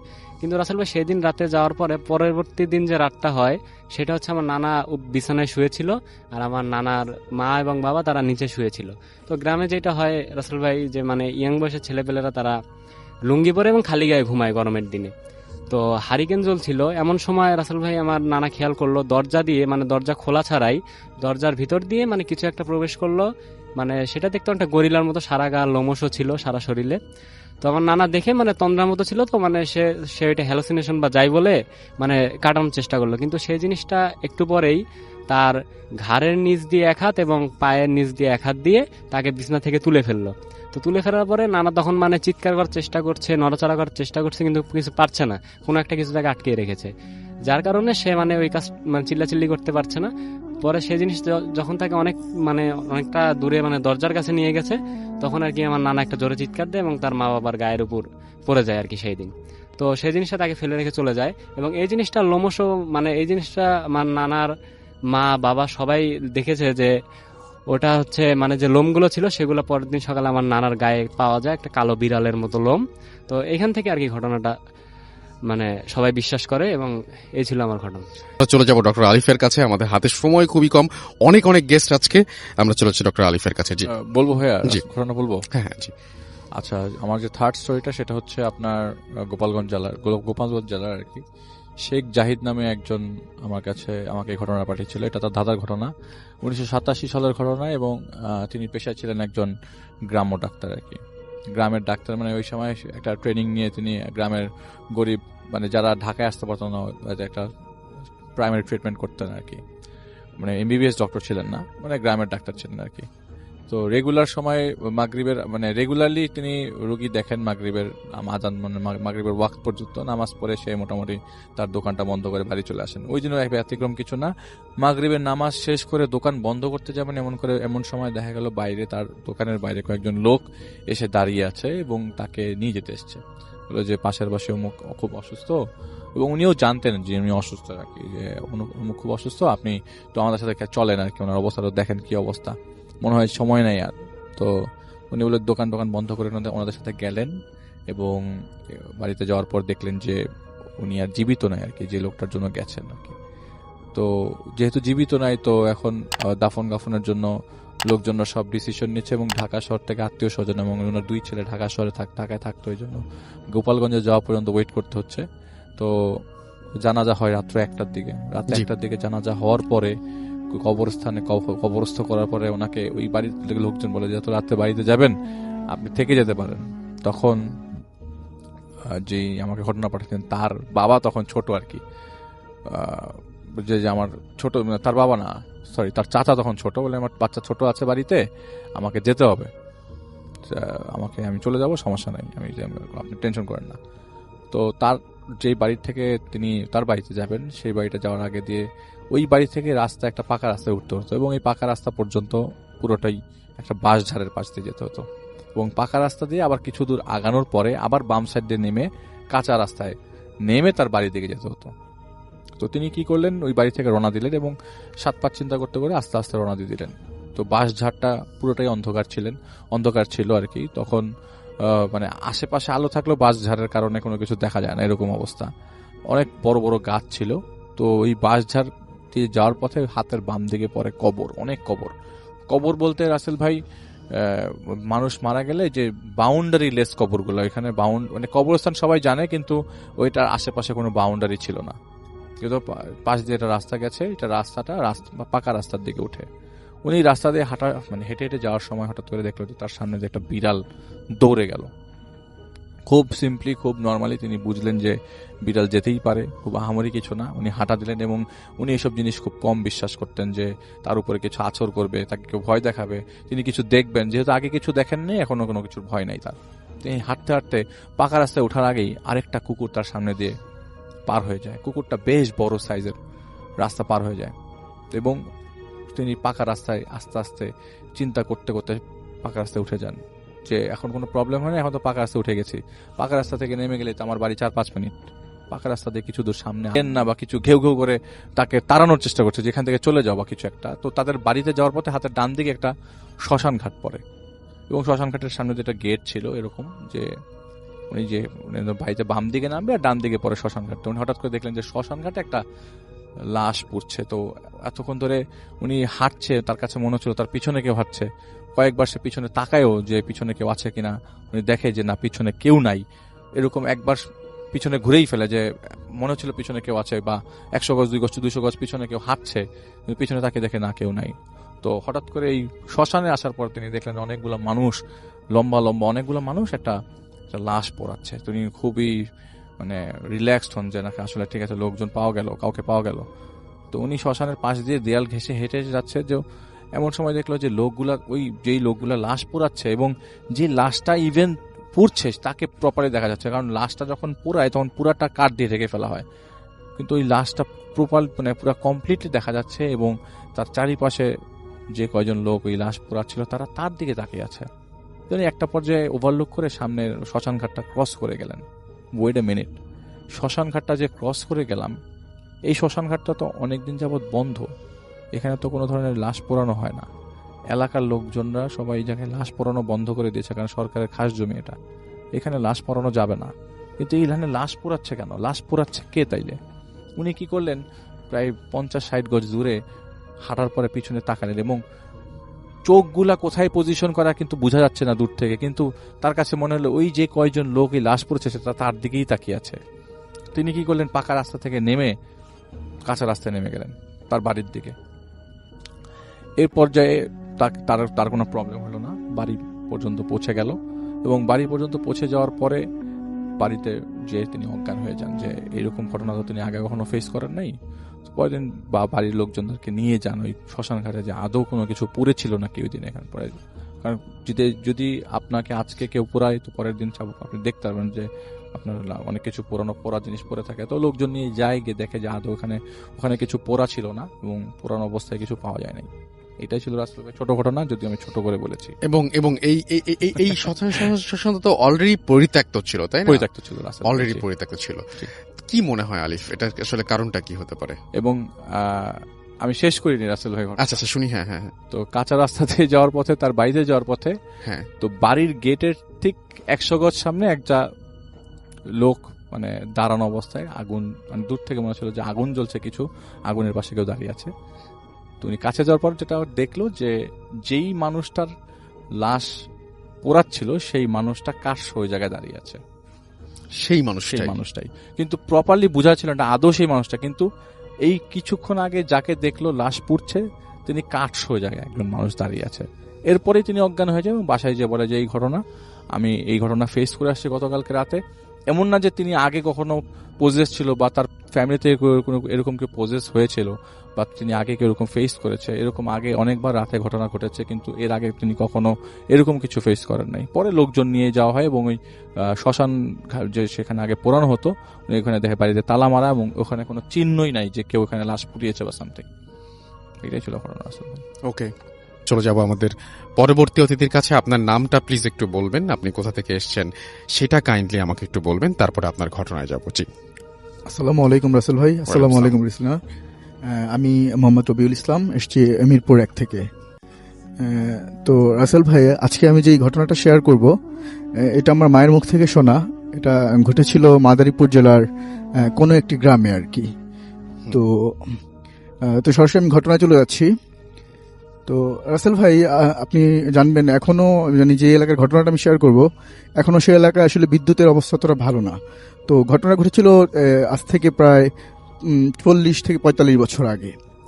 তো তখনকার অবস্থা তো অনুমানই করা যায়, যেহেতু এখনকার অবস্থা বোঝা যায় তখনকার অবস্থা কি ছিল। তো তারা আমার যে বাড়িতে ঘটনা ঘটে, তো আমার নানা বাড়ি থেকে তার কয়েকটা বাড়ি পরে আর কি যে বাসার ঘটনা এটা। তো তারা বাসায় ছিল হাজব্যান্ড অ্যান্ড ওয়াইফ, যাদের বয়স ছিল 60 ঊর্ধ্ব আর কি, 60 থেকে 70 বছর বয়স। তো তাদের ছেলে মেয়েরা তখন ঢাকাতেই থাকতো এবং বাসাতে তারা দুজনেই থাকতো। তো এমনই এক রাতে, আনুমানিক রাত 12টা কি 1টার দিকে, তো স্বাভাবিকভাবে তার হাজব্যান্ড মারা যায় আর কি। তো স্বামী মারা যাওয়ার পরে যেহেতু অনেক রাত এবং তখন তো যোগাযোগ ব্যবস্থা এতটা আধুনিক ছিল না যে কাউকে ফোন দিয়ে আনবে বা ডেকে আনবে, আর বাড়ির ডিস্টেন্সটাও ছিল অনেক বেশি আর কি, একটা বাড়ি থেকে একটা বাড়ি প্রায় অনেকটা দূর। তো সে তার হাজব্যান্ডের লাশটাকে মানে মাঝের ঘর থেকে নিয়ে সামনের যে বারান্দার মতো যে অংশটা সেখানে রেখে সে একটা চাদর দিয়ে ঢেকে ওই পাশে বসে কান্না করতেছিল আর কি, বিলাপ করে কান্না করা যেটা বলে আর কি এক কথায়।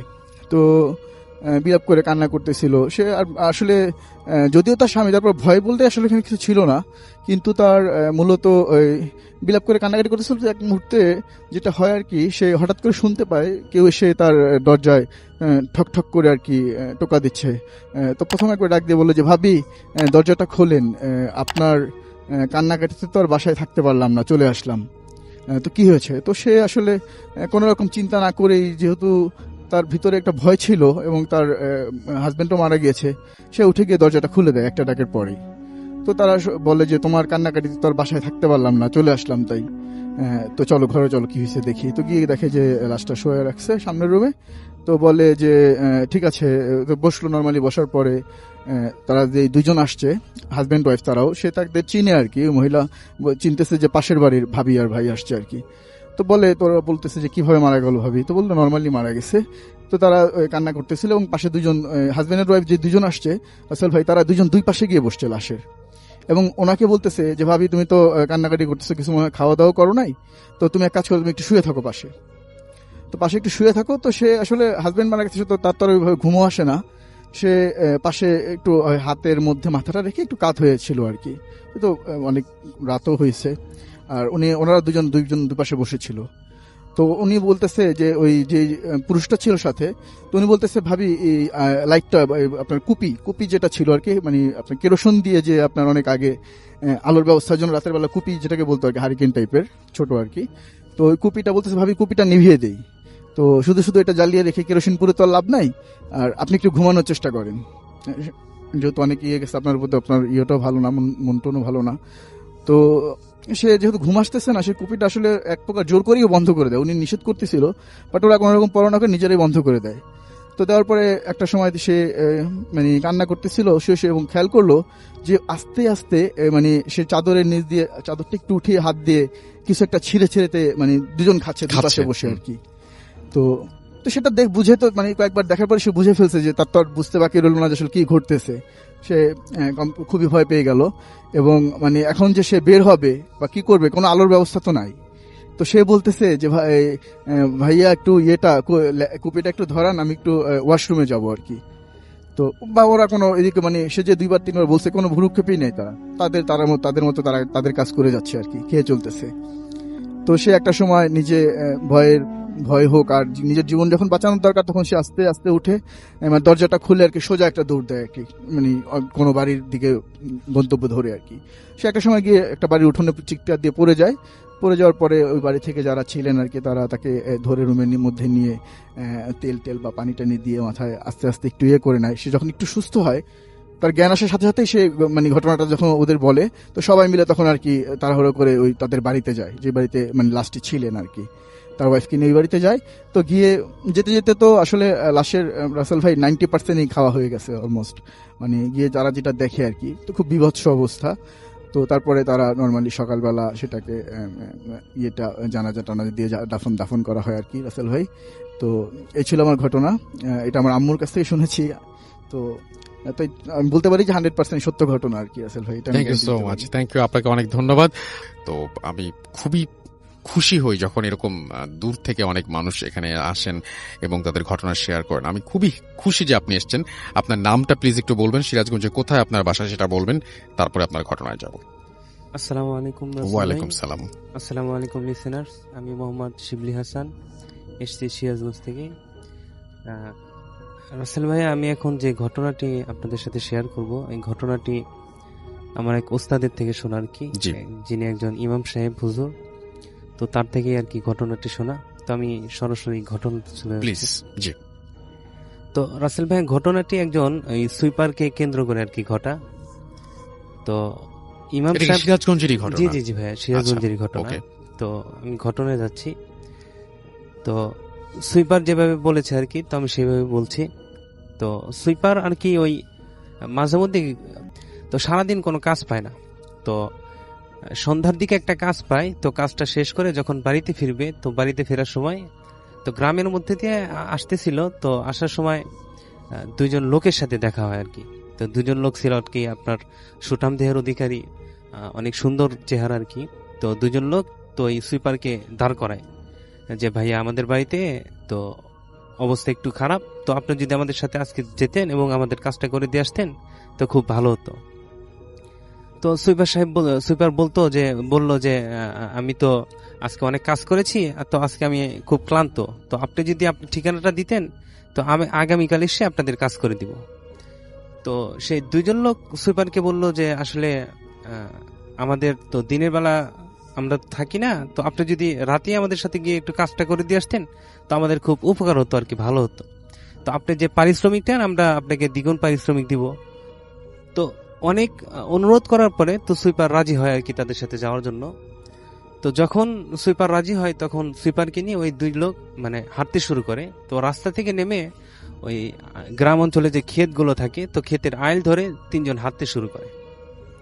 তো অনেকক্ষণ হাঁটার পরে যখন একদম মাঝ বরাবর চড়ার মধ্যে চলে আসে তো তখন দেখে যে ছোট্ট একটা বাড়ি একটা গাছের নিচে।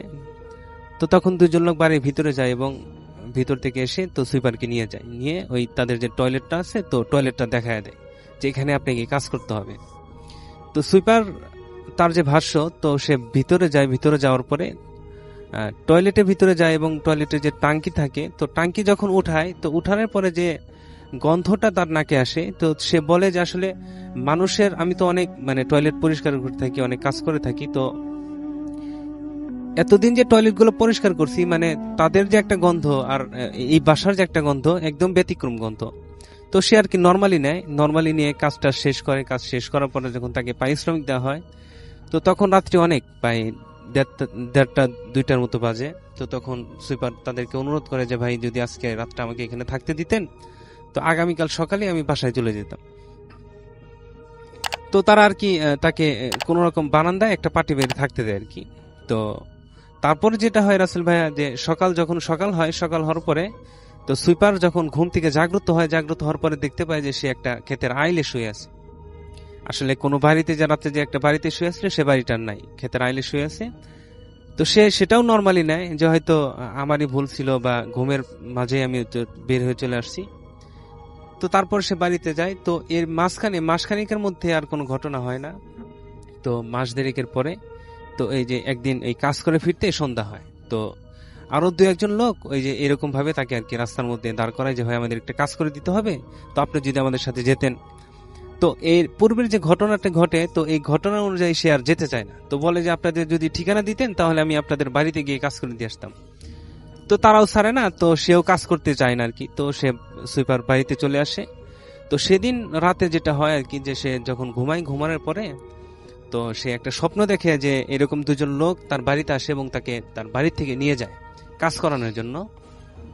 তো কাজ করানোর জন্য তার বাড়ি থেকে নিয়ে যায় এবং তাদের কাজ শেষ করার পর তাকে যে একটা পারিশ্রমিক দেয়। তো ওই পারিশ্রমিকটা তো ওই সুইপারের আবার স্মোকিং করার অভ্যাস ছিল, তো বিড়ি খাইতো আর কি। তো গ্রাম অঞ্চলে যে বিড়িগুলো বিক্রি হয় বিড়ির ভিতরে প্যাকেটের ভিতরে একটা পলি থাকে আর কি। তো সে কি করে ওই টাকাটা ওই পলির মধ্যে রাখে। তো স্বপ্নে দেখতেছে আর কি যে টাকাটা পলির মধ্যে রেখে তার যে লুঙ্গি আছে লুঙ্গির কোসার মধ্যে রাখে।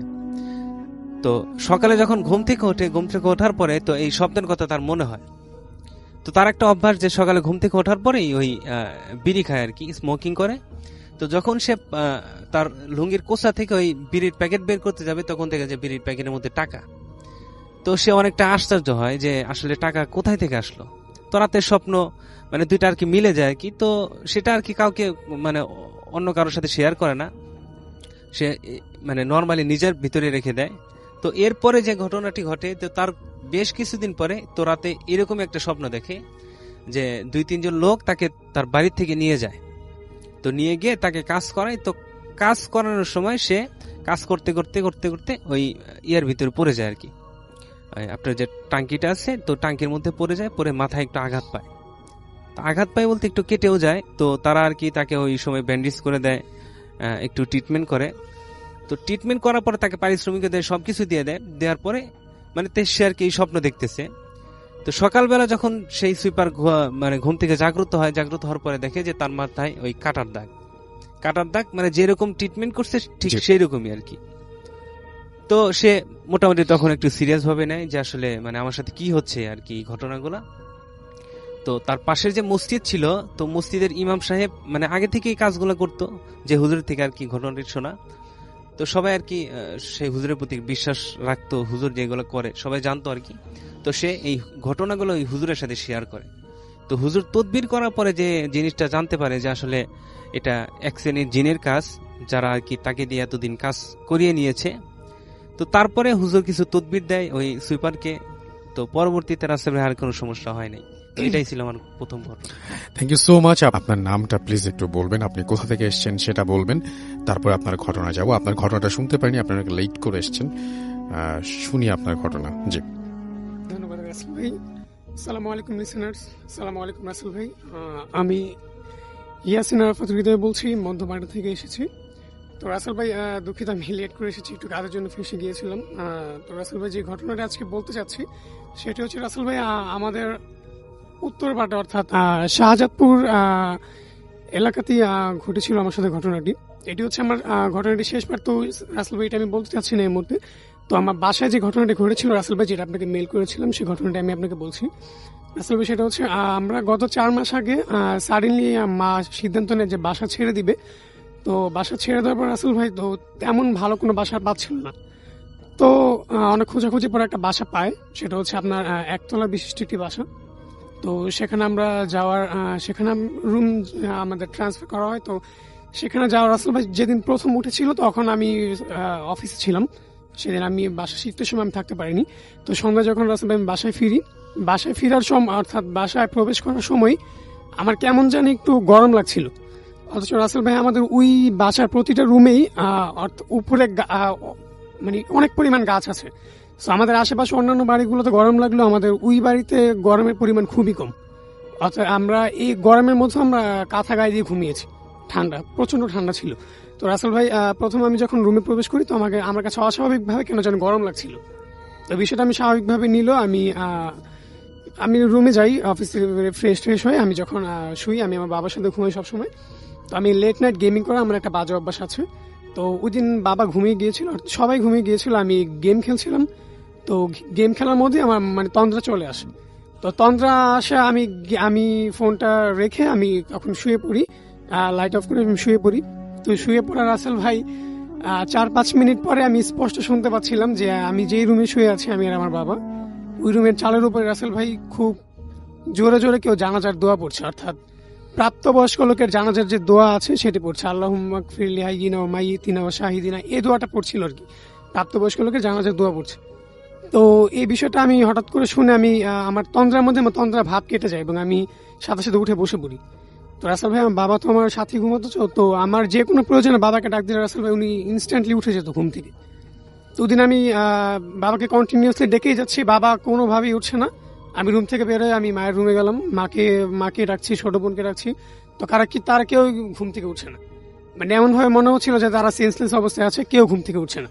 তো রাসেল ভাই, এই অবস্থায় আমি খুব সাহস করে আমি বাইরে যাই এবং বাইরে যেয়ে আমি আমার রুমের উপরের দিকে তাকাই। তো রাসেল ভাই, তেমন কিছু আমি দেখতে পাইনি।